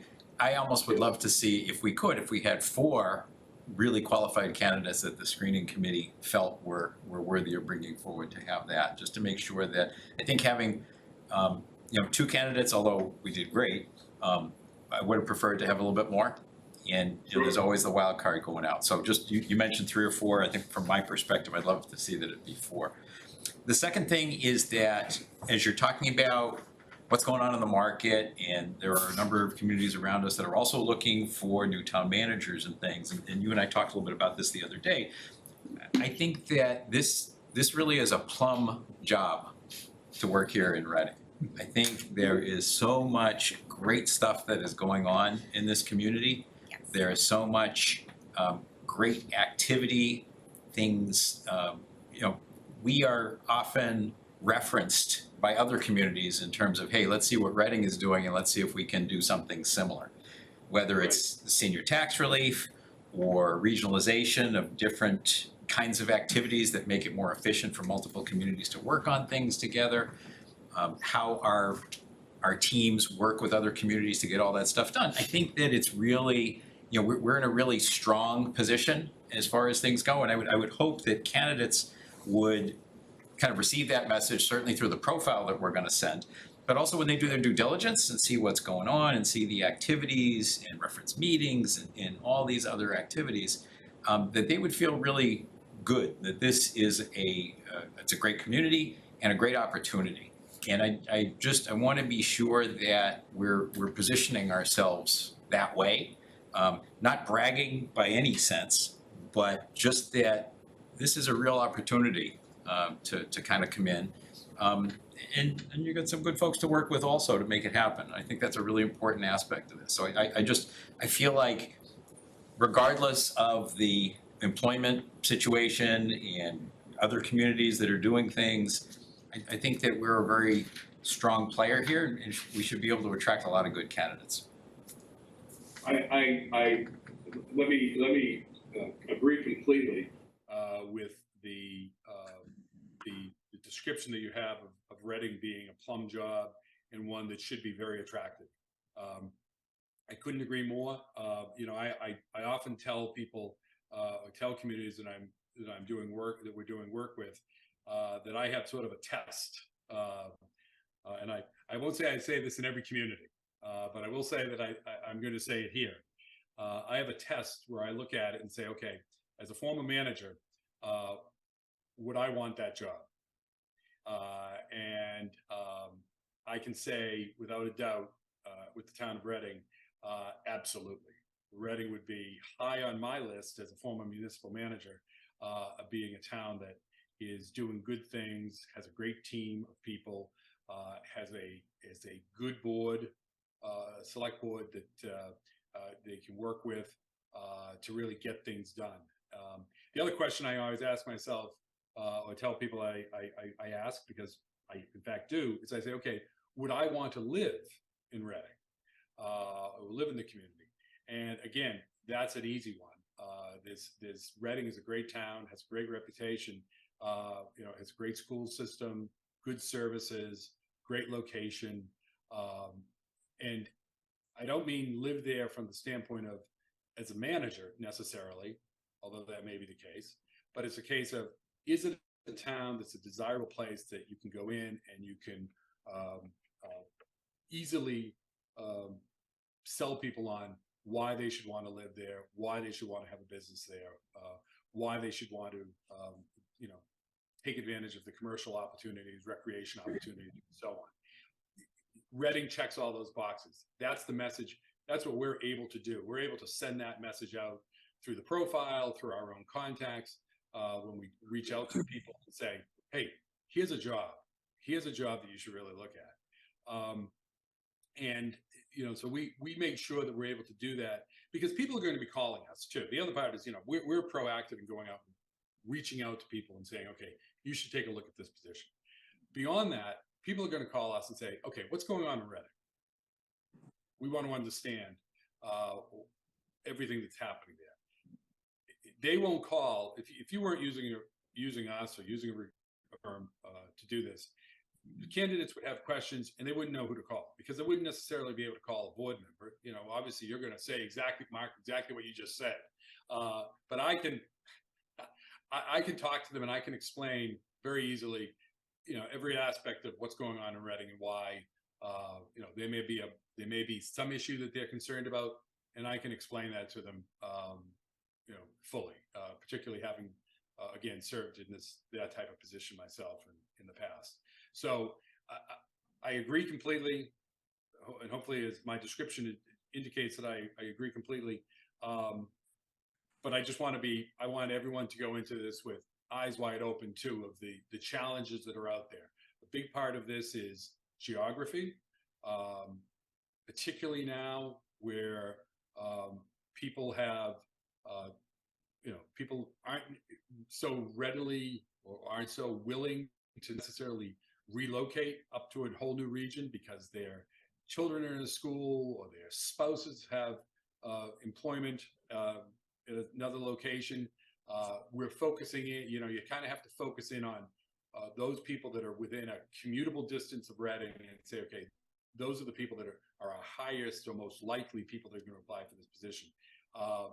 That doesn't mean we can't get some others. We're certainly going to try to get others. Those are going to be your first tier of candidates that you're going to be looking at. So I hope again, you have a great story to tell, but there also is the reality of sort of the marketplace. Others? Chris? Thanks, Jackie. And thanks, Bernie. I know we spoke yesterday, so you answered all my questions there for the most part. Just looking at the timeline that you have here, though, I just think that if this was May and June, like outlined, that's a no-brainer. But with this being December, January, I mean, it'd be great if this happens, but, realistically in February or something, I guess we'd be okay with that as well. It's just, it's very tight around the holidays for everybody, and even after that, so. No, this is an aggressive schedule. Those holidays add to the challenge here, but we're gonna try to keep to that or the beginning of February or something like that for you. Thank you much. Others? Brett? I'm good, no, thank you. I spoke with Bernie today, shared all my concerns, and, look forward to the process and, I agree with Mark's, words there, and, we're a great community, and, that's why Fidel came here, so I think we're ready. I think that's why we all came here. And I would be remiss if I didn't say something on this. Both Chris and Carlo and Mark have mentioned this, and Karen and Jackie, I spoke to you as well. I want to thank the board as being so immediately available to have these conversations. It's great to be able to work with a board that sees this as a priority and sees their role here in making this decision a priority and making yourself available the last 2 days to have us do this leading into the community forum. Very helpful to us. So thank you for making that time. Yeah, thanks for joining us. Bernie, it's great to see you again. And I can confirm from the last town manager screening committee that Bernie's firm was invaluable in the vetting process. And there wasn't a single person on that committee who didn't agree with their opinion after looking at the resumes and the way they sorted them. And we appreciated the insights that we wouldn't have had to sort of stay away from candidates that might have given us some tricky business later. And I do recall, so to your suggestion that maybe bring forward 4 candidates, I do recall that when we got to who would we like to be the 3rd candidate, that was not so easy. I recall 2 or 3 candidates, and it was a consensus, and so maybe having 4 candidates might give us a little more wiggle room. Yeah, I think we probably had I think, Aaron, I agree. My recollection is that we had a couple there that, and ultimately the committee's decision was to go with the 3 that we had. But there was at least one other candidate that jumps out in my mind that we gave, or the committee gave seriously consideration to, and made the decision to focus in on these 3. So.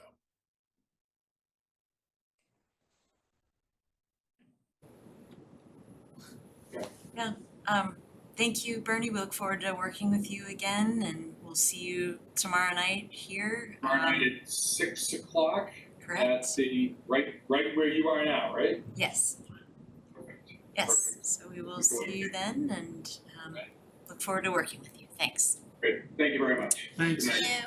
Thank you. And I'll say too, I imagine that the savvy candidates will also be looking at us kind of overall. We have our meetings, town meetings, select board meetings, boards and committee meetings on YouTube. I know that provides a pretty unique perspective for candidates as opposed to, the private sector or other places where you're going in with not as much information publicly available about your about the folks who you'll work with. So hope for a process that is a good one to result in a good candidate. So okay, well, with that, then we'll discuss and hopefully vote on the makeup of the town manager screening committee and appointment of select board members to the screening committee. So with that, I'd open it for discussion by board members.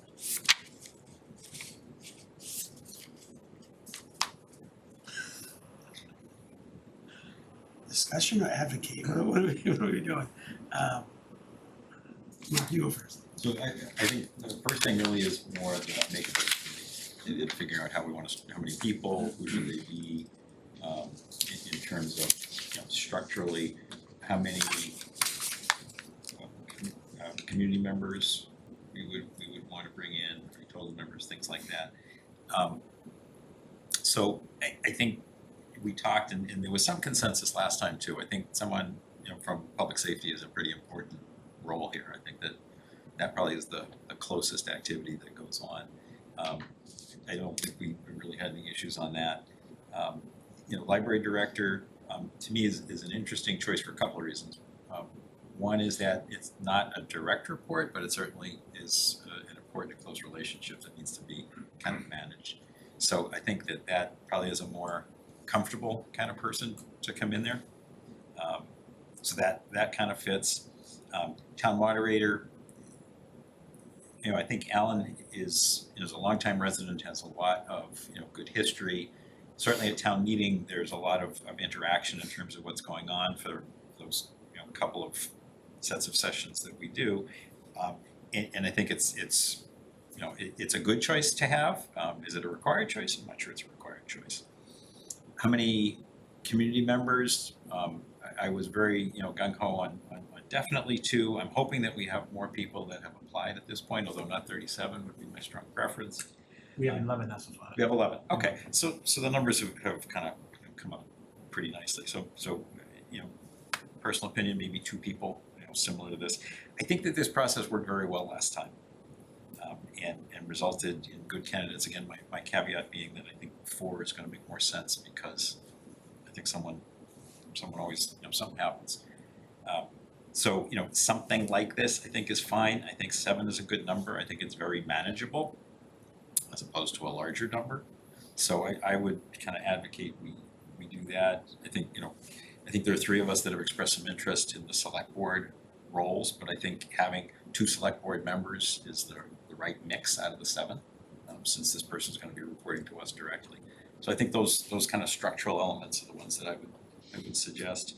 I know we talked about school, and one thing on the school, I think it is really, really important, and I think Fidel and Tom Olszewski have showed us that they're going to be working very, very closely together. I think that's kind of the right relationship. I appreciate that Tom is not a Reading resident and therefore can't serve on the committee. And in the last 2 selection activities, the superintendent hasn't been a resident either, but still worked very closely with the group. Again, not as a voting member of the group, obviously, but providing input, understanding, making sure that there was a fit in terms of how that would work. To me, I think that's a great and important relationship to foster. So I would love to see that be how that one is approached. There's another discussion on finance committee. You know, again, possible, I think that, you know, the really close work, I think, is gonna be kind of us, town staff, and the key priorities here. And I would really think that 7 people is a good group to make this happen, so I would suggest 7 is better than 8 or 9. That's kind of my thoughts on it. Others? Carla? Yeah, I guess I'm not, my thinking is very similar to Mark. I think having not a direct report is good, and then not bad at the same time, not, you know, not good and bad, but different, I guess. I would love to see Chief Clark and Chief Burns as they, you know, I'd love to see a lot of department heads, just to get their input, right? But we can't. There's a lot of them aren't Reading residents, and it would just make the committee too big if they were. But, you know, public safety, we're a leader, in this area. So I would just redirect on having Chief Clark and Chief Burns to make up the composition. But, you know, I'm willing to obviously listen and talk things out, but I think those two individuals have a lot of value and a lot of interaction with the town manager. Others? Chris? Thanks, Jackie. I think I made it the point last time probably to ask, and same time around. I know with employees like Chief Clark, Chief Burns, that's kind of easy, but do we know that Alan is available? Like, we always put him on everything, but like, do we know he's not going away to Aruba for like 3 weeks during this, or? I think I mentioned it last time, but like, to Mark's point, Alan has served here, been here forever. I mean, it makes sense, but I always want to just make sure that people are okay with just having this done to them. So for what it's worth, I reached out to Alan, and just to ask, and he's available. Perfect. And willing to serve you. But yeah, I'm fine with Chief Clark, Chief Burns. I think 7 is the right number. We went over this last time, same thing, we came up with 7. 2 member, seeing 11 people now applying, it makes me feel better about 2 people instead of just the 3 that we originally had like a week ago.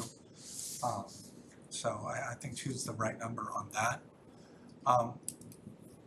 We always put the school committee on everything, and we're just gonna omit them on this, which just seems weird to me.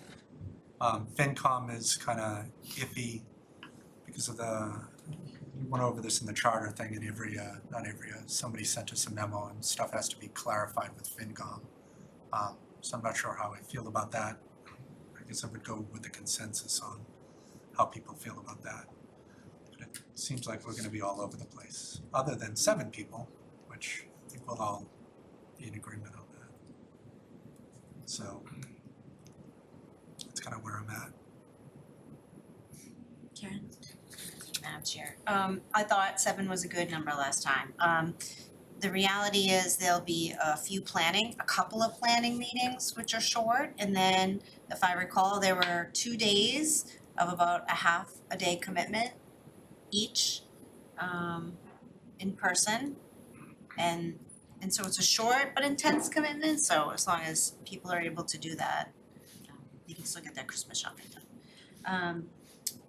Chief Burns was terrific. Having a representative from public safety is great. So FinCom versus the school committee. I appreciate having Tom Malachewski participate in the process, and he did a terrific job, and I can't remember if I've asked him if he would do it again. I think I talked to him briefly and he said he would, so that's extremely helpful. So So there is no direct line between the school committee and the town manager, and we don't necessarily participate in their superintendent selection process either. They kind of take the same approach we do and get some residents in there, so I'm not really feeling like that's necessary, particularly if when we have the superintendent or another representative from the school department being willing to meet with the finalists. That was very helpful. I could be open to a FinCom member, and the other thing I thought, I was speaking with Sharon today, and you know, Sharon has taken on, Fidelis helped Sharon really take on more responsibility, and she is one of our direct reports, so, but she doesn't live in the town. She met with the finalists on the day that they came to see Reading. I would be open to giving her more of a more visible role, kind of like the analogous to the superintendent, if the board was interested in doing that. And did I mention the diversity? This needs to be a diverse committee. I am repeating myself, but I'm very disappointed that the Charter Review Committee doesn't have much representation that reflects who we are as a community. So when we're thinking about department heads and residents, I would ask that we consider that so that we have a broad spectrum and different perspectives. So that's it, thank you. I do think we have a good bit of overlap in terms of hearing everyone walk through their thoughts, so that's good. My thought when I first suggested the school committee was because my view is that this person's, in their top 2 or 3 items to hit the ground running on, it's to continue the momentum on Killam, which I think has gotten some pretty broad consensus that, it's the replacement of it is long overdue. So Dr. Milichevsky, yes, is willing to help and interested in helping to talk to finalists. I agree with Karen that Sharon, I didn't talk to Sharon yet, but I would love to see her have a role in this as well, to talk to finalists, and I'm okay with that in place of a finance committee member. I also agree that now that we've got a reasonably robust set of at-large community member applicants, I'd like to see 2 seats there. And I do feel that Chief Clark would be a good choice for the public safety representation there, both because he's got numerous unions, or his department has numerous unions, and to I think Carla's point, I know he works very closely with Fidel on a day-to-day basis, and Fidel's successor will presumably continue that. So. And as mentioned again, I'd like to be one of the members from the select board in this process.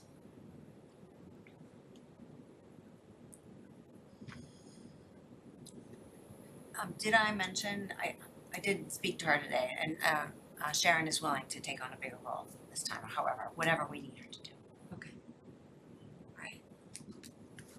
Yes. Thanks, Jackie. I just wanted to address the Charter Review Committee comment that was made again. I know that we can't control what boards and committees appoint certain individuals on there.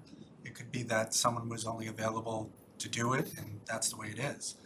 I was the only one on the select board that raised their hand. Any one of us could have done it, and I was the only one that did. That's the way that it goes. And Jesse from the bylaw committee has been doing a phenomenal job in the charter committee participating. So, I mean, it is what it is. You just have to have your voice when you're there, and it's happening. So, thanks. All right. So, any other comments or? Yeah. I mean, I would, I want to be on it too. So I said it last time, but just to reiterate, I wanted to do it last time. I wanted to do it this time, and I know it's a 3-way race here right now. It seems like so. We'll know in a few minutes, but yeah, I would love to be part of the process and the whole shebang as opposed to just the end. Mark? Thanks, Jackie, thanks, Carla. So, yeah, I think there are three of us that have expressed interest, which is great. So, we just figure out what makes sense. I remember the last time through, I know that a number of folks had supported me to be on the committee, and I deferred to allow the chair and vice chair to be on purpose. I kind of took myself off the list for that reason. And I think that was effective. I think that's the right structure, but right or wrong, I think that, kind of making my case here a little bit too, I think that as we go through this process, I was last involved with the selection of Bob Lasher. So I was on that search committee. I wasn't a select board member. I think I was a finance committee member, pretty sure that I was. But, I've kind of gone through the process. I'm very comfortable with it. I'm comfortable with the time commitment for doing it. I think I bring a perspective that can be really, really helpful to this in terms of having worked very closely with and making decisions on kind of the senior leader in terms of activities. I've been very engaged in this community for 26, 27 years, pretty much since we got here. And I feel this is a really important opportunity here for us also. I know that, I think that we probably all agree we made a great choice. And we voted 5-0 to do that in terms of hiring Fidel. I think that was awesome. I think we all knew we were taking a little bit of a gamble on Fidel in a lot of different ways. And I think it paid off. I mean, I think that a lot of the things that we were hoping for, I think, happened. And I think that's fantastic. And of course, the bummer of it is that it's only been not quite 2 years, and here we are again, kind of in the same slot. I did for last time. I would really like to be on it this time. So I think I have a lot to bring to it. That's why it would make sense. Ditto for me, ditto. We can arm wrestle if you want. As long as it's not pickleball. Well, that's an easy one. But, yeah. Oh, wow. Yeah, I bring up, totally different perspective than Mark does, but my, years of having employees and just owning businesses, and it's a really different perspective. And I wasn't an active volunteer on boards and committees, but I was a coach, and I haven't been in towns long enough, but I got engaged right away with coaching and paying attention to town meeting. And my wife was on town meeting, so I lived through her eyes and how fun that was, and just paid attention and came to the split tax meeting every year diligently, and then ran twice, and here I am. So it's not a competition, but I think Mark and I are both qualified. And that's pretty much it. We're all qualified, not just three of us who are putting our foot forward, but I think I'd love to see it through. And that's what I told Bernie today. Great. So do we have, is the motion, We could use the motion from last time and edit it if you want. I have the last motion from our minutes. If you want me to read it? Sure. Okay, the last time the secretary made a motion to create a town manager search committee comprised of 7 members, or move to create a town manager search committee comprised of 7 members as follows: 2 select board members, the town moderator, 2 residents, up to 2 department heads. So we said up to 2 department heads who are residents to serve ex officio with 1 position to go to another resident should 2 department heads not be interested.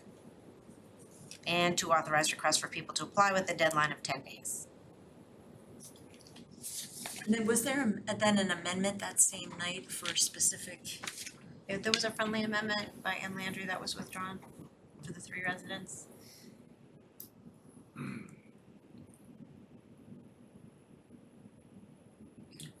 How did we get to the motion to appoint at the end? So from the October 12th, 2021 minutes, that had to be a separate motion? I think it was. There were two separate meetings, so you mean to appoint the individuals? No, so the one that's actually in the packet here was the kind of the seven, well, it was the two residents by name and all the others, well, actually the others were ex officio as figured out by their roles. So it was chair, vice chair, library director, fire chief, town moderator. So I guess that was really the people. That was more the I people. believe we did the select board members at the beginning to continue with the process. And the other good thing is it's not a quorum, it made the process easier to get done. And then we had follow-on motions, and we may have, I do think we may have done the committee and the two select board in the same evening. Yeah, I think Karen's right. I remember we got us out of the way. And then, Yeah, I remember Emily was at the end at like 11:30 at night. She stuck around the entire time, so. that's right. Okay. So it sounds like there's some consensus to kind of repeat the process in terms of the voting, our voting, with the select board appointments voted on first, and then the makeup of the town manager screening committee second. I think we did the committee first to define it, and then we appointed the select board members to the committee. Does that make sense? Okay. We had to have a committee to appoint them. Oh, I see. Okay. Got it. And then we could work on the other Okay. position. So, I will go ahead and, move to create, or to propose a town manager search committee comprised of 7 members. Screening committee, sorry. Town manager screening committee comprised of 7 members as follows. 2 select board members, the town moderator, 2 residents, and up to 2 department heads who are residents to serve ex officio. So moved. Second. Thank you. All those in favor? Opposed? We're 5-0. Okay, so we have the makeup of the 7-person town manager screening committee. Do we vote next on, or discuss and vote next on, select board appointments and then department head appointments? Whatever, it doesn't matter.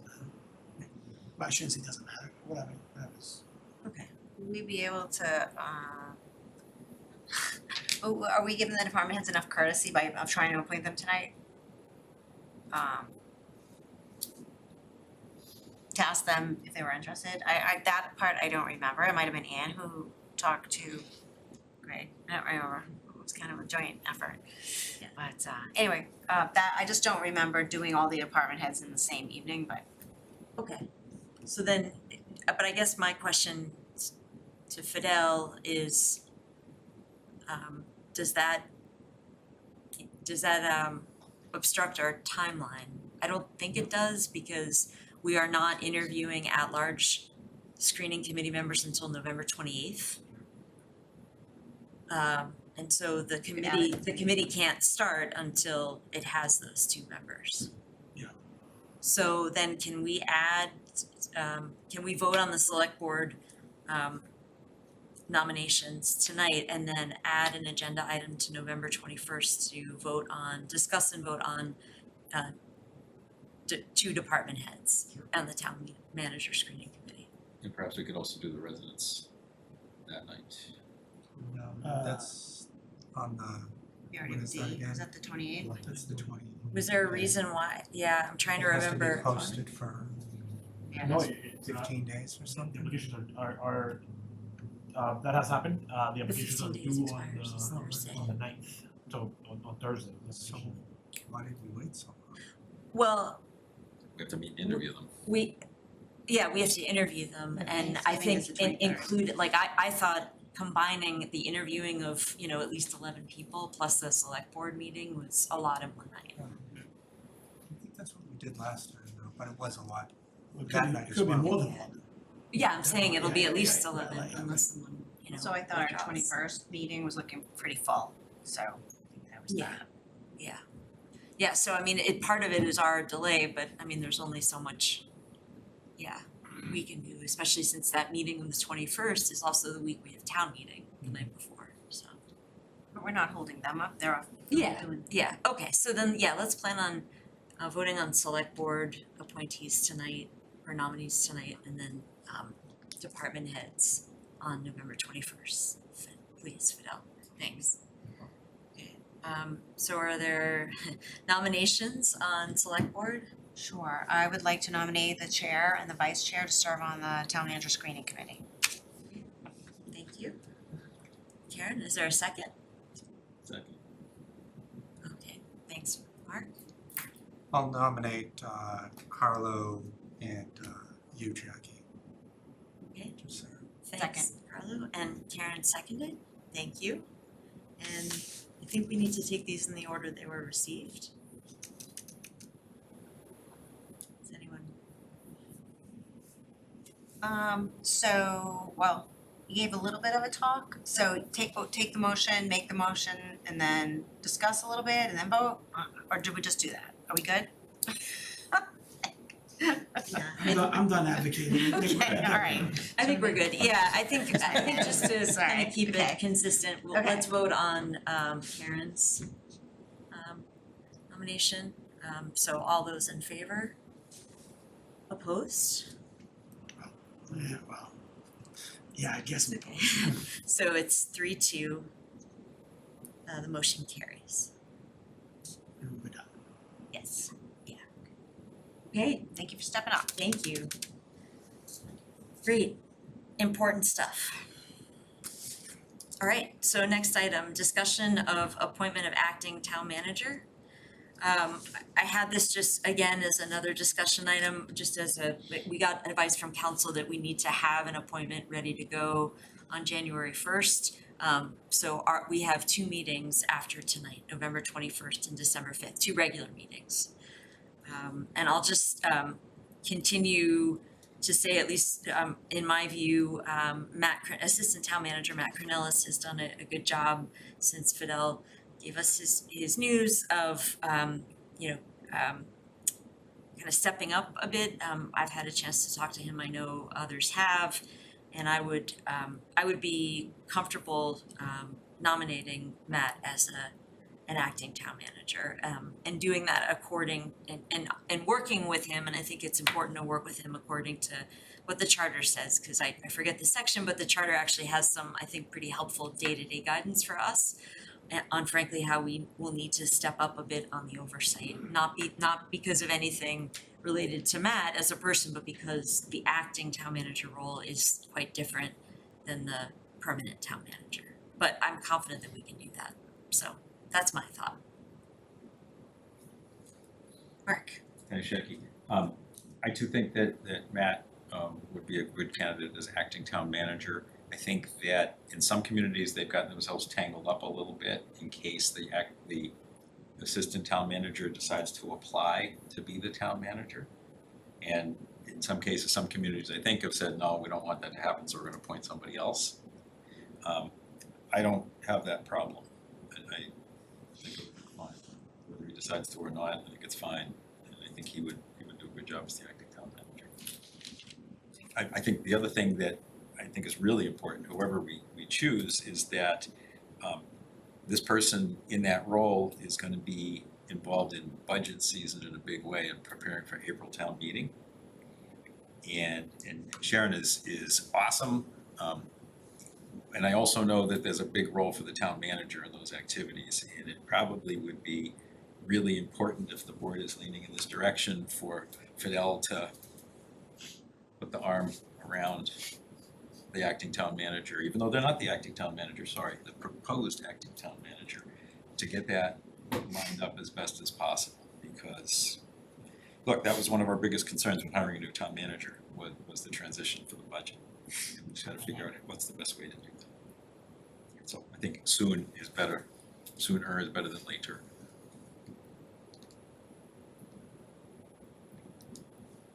Others? I'm fine. Same.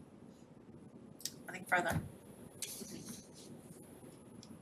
Alright, and so just 2 additional items for briefly, we'll discuss future agendas, and is that in the packet? Yes, it starts at page 50, thanks. So just an overview, we know we're adding the vote on town manager screening committee at department head members. But just to go back, looks like traffic amendments from officers Scouten and Jones. Is this an update from like Jenna and Chris? Okay, Yep. alright. We will add we received a notification from Brad Jones that the Affordable Housing Trust Fund home rule petition, the State House, the legislature has some language proposed. I believe it's minor language proposed, and town council has confirmed that it is minor, it's not substantial to the content of the home rule petition, and doesn't require that we go back to town meeting, but it does require a vote of the select board. Brad Jones has requested that the select board vote on it at your next possible meeting. Yeah, and that one, I mean, just for other board members, like that's a little, it takes a minute to kind of wrap your brain around what the state legislature is proposing to remove. So I definitely encourage folks to reach out to Ethan at formerly known as Mieres Harrington, now known as Harrington Heap because of a recent merger. Just he can explain it in a really good way, and I think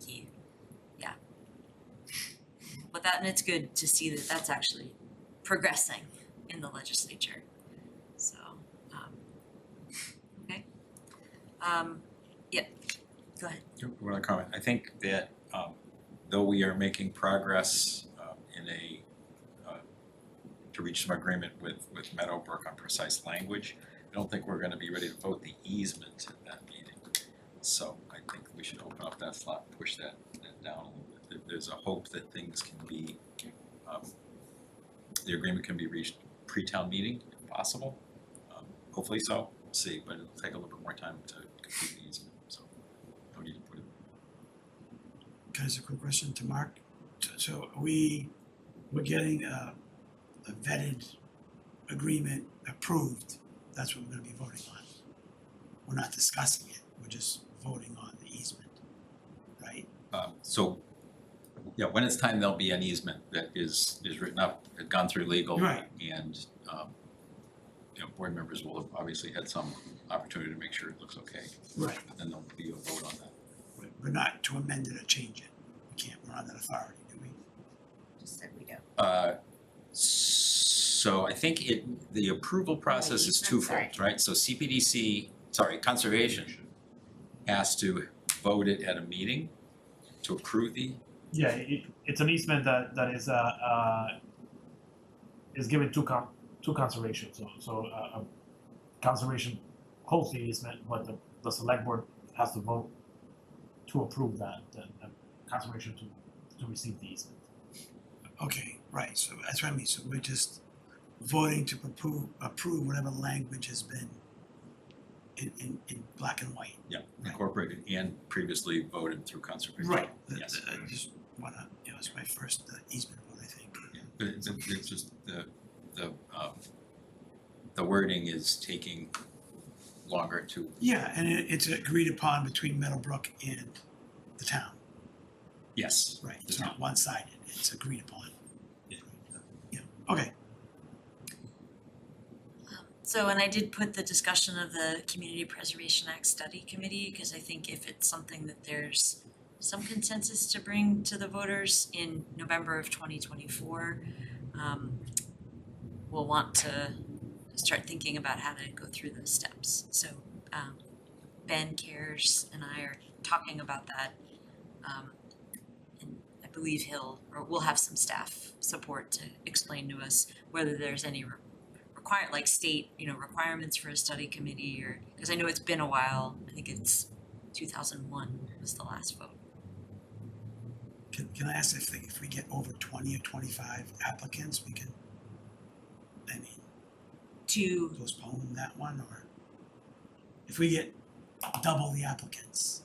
For the CPA Yeah, no, or for the, town manager? yeah. That's I just want to okay. be, I want I to be just- out there that, Yeah, no, I know, yeah. I do wanna have that study commission, or the CPA commission conversation this year. yeah, I'm not opposed to it, Yeah. I'm just worried that if we get 20 plus out, because last time was right, Emily was here till 11:30 waiting Right, for a decision, not waiting, but she Yeah. hung around. yeah. It was a long night. Yeah, and just to clarify, we're interviewing at-large town manager screening committee members on November 28th, not the 21st. Oh, separate meeting. Yeah, I thought we were, okay, I apologize, I thought we were interviewing the 21st and picking the 21st. so on the 21st, it's not on here because we just added it Yeah. tonight, but on the 21st, the select board will vote on the department heads. Yeah, Yeah. okay, not the, okay. Not the at-large members. So if we're voting on if we're interviewing on the 28th, when are we voting? On the 28th. On the 28th? Yes. Okay, all right, Yeah, gotcha. yeah, I mean, unless, well, we'll see how many additional applicants we get, but unless we, my view is unless we like triple the number, we can do it all in one night. Okay, and that's the only item on the. Correct. Okay. It would be a special meeting in November. It's my fault, sorry. No, it's okay. Because just to clarify, is it the Tuesday, the 28th, or Wednesday, the 29th? For some reason I had it as the 29th. So it is potentially both. So I think we asked you to hold the 28th with the 29th as an overflow. Oh, okay. I'm sorry, that's not true. Hold the 29th with the 30th as an overflow. Yeah, that was I misspoke. So Wednesday, the 29th. Wednesday, the 29th at 7:30 p.m. Yes. with the 30th as an overflow. And I think the 30th did not, folks couldn't make that on the 30th, so we're gonna try to get that all done on the 29th. Yeah, I'll be out of town, but I'll swim in. Yeah. Okay. Right, any other items for November 21st? Okay, go ahead. This Airbnb update has been on here for like 3 years. Why is this even here? Just take it off if it's never happened. No, I mean, just, I'm fine with taking it off. I just don't Well, understand, and it brings up a good point, maybe just some homework hopefully isn't too, but just if board members could look at the back of the list. Maybe we can do like the first meeting of the year, kinda catch up on that.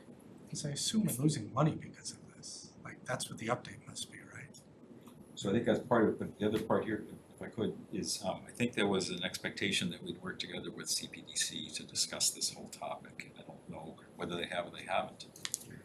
They have not. I mean, they Okay, haven't so in they have. recent agendas that Carla and I have seen. No, Yeah. in my whole tenure of, I've been the liaison since the beginning and Yeah. never, no. Yeah. I shouldn't say never. I'm pretty confident it's never been discussed. We've discussed it a little bit, hotel tax and other stuff, but that was years ago. Yeah, probably 3. So maybe get it moving, or, I don't know. It's just, I see it every time. I think people expected there to be an explosion and it hasn't happened, so I don't know that we need to worry about it. Okay. Yeah, and then just generally too, let's look at that in a couple of weeks, or set even that first January agenda. I know I thank you, Fidel, for sending out the 2024 meeting dates, so folks can have them. And then just looking ahead to our last regular meeting of the year, December 5th, we have the annual licenses, delegated. We just vote to approve them.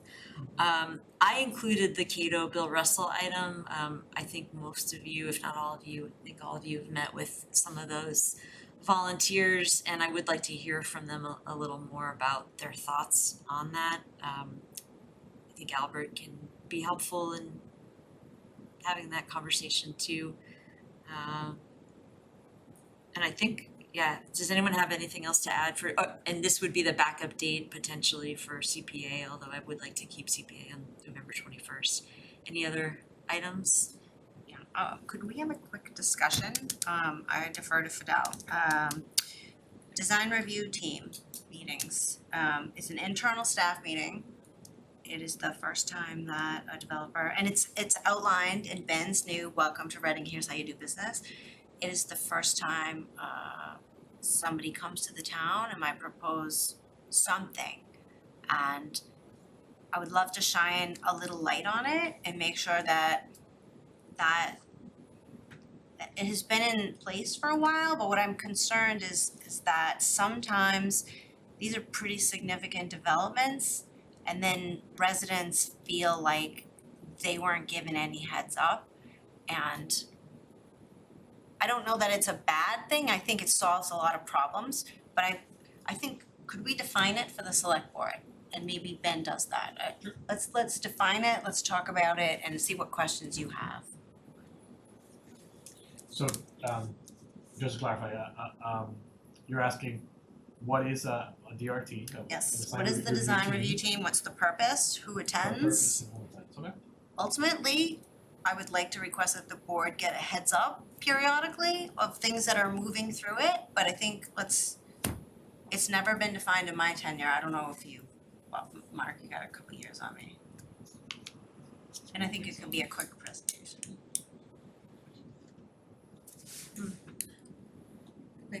Yeah, I mean, I'd be curious too if that's like is that something that, like there's any rules, because it almost kind of sounds like the stop you go to first before a CPDC or That's exactly. yeah. Okay. Or maybe Andrew, maybe the two of them. Yeah, Okay, we can add that. thank you.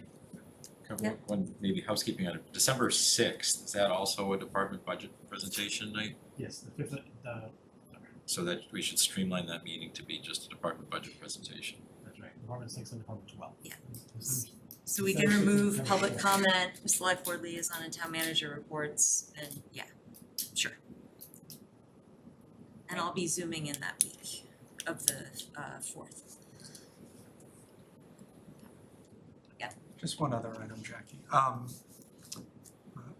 About discussing moving the election to May or whatever, the second Saturday or whatever in May. How I mentioned the 2019 board that dealt with combining the election had mentioned discussing and reviewing the option of moving the election, and it never happened because of COVID.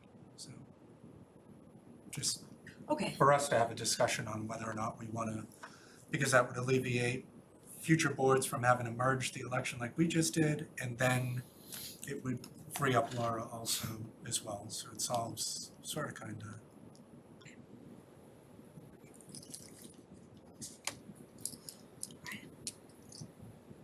Anything else?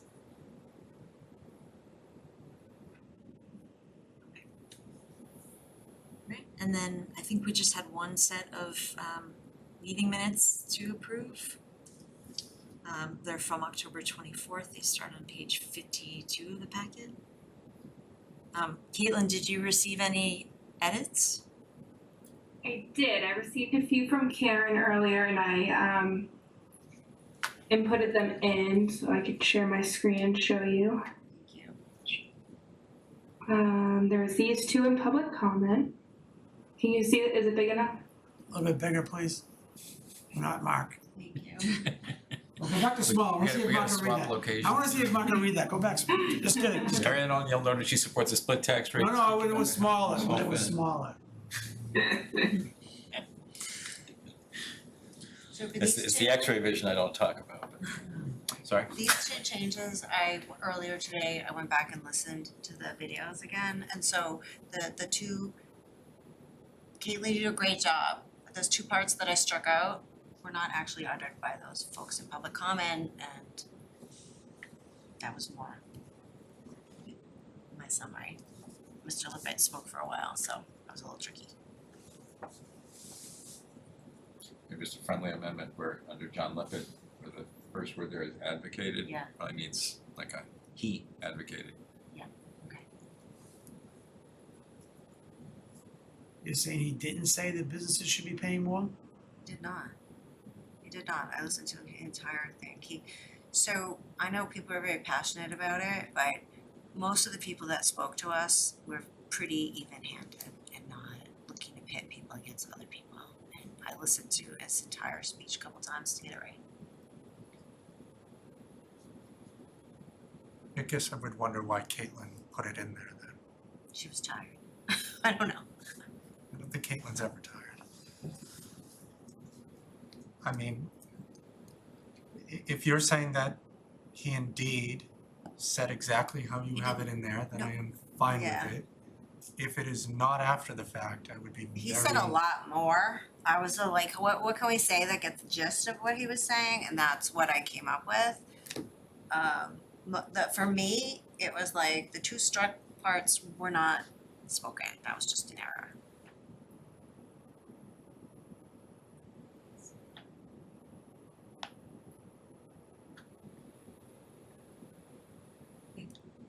Were there any others? Oh, I had one in my liaison report. I think that's it.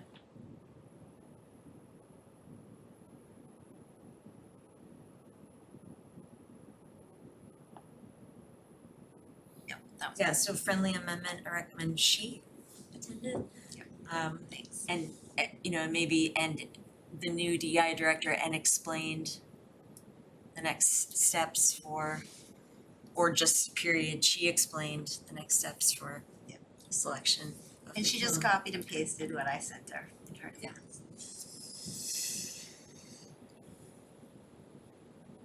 And that's it? There's just one more. There's, if you go down to right above, go down to 2024 elections discussion.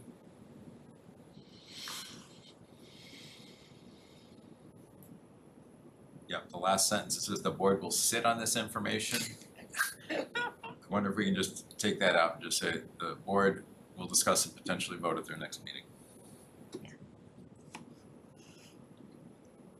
No, that's good. We should put that in all our thing minutes. The board's gonna just sit on it.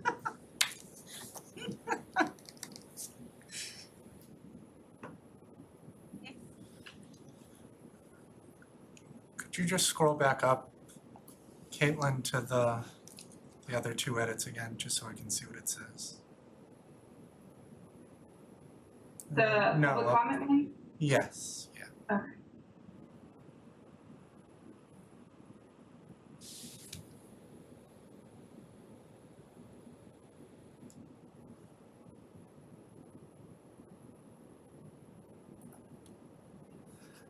Yeah, I guess, I mean, where I stand on this using words brunt of it, I guess that would have had to have been stated for that to be in there. Yeah, and I didn't remember hearing it, so that's kind of what triggered me to go and watch it again. Yeah, I'm not gonna go and watch this after the meeting, I'm gonna trust that you're being accurate with what they said, and if I know that's you the would, case. so you can trust me. It's easy enough to verify. Okay, so is there a motion to, Motion to accept the minutes of October 24th as amended. thanks Karen, thank you Mark, all those in favor? Opposed, we're 5-0. Okay, so, motion to adjourn? So Second. moved. Wow, Whatever Alright. we have, yeah. we have, Or motion to move right, to right, executive right. session, yeah, Darn, no, nice you're good. try. I That was wasn't good. sure if we had to.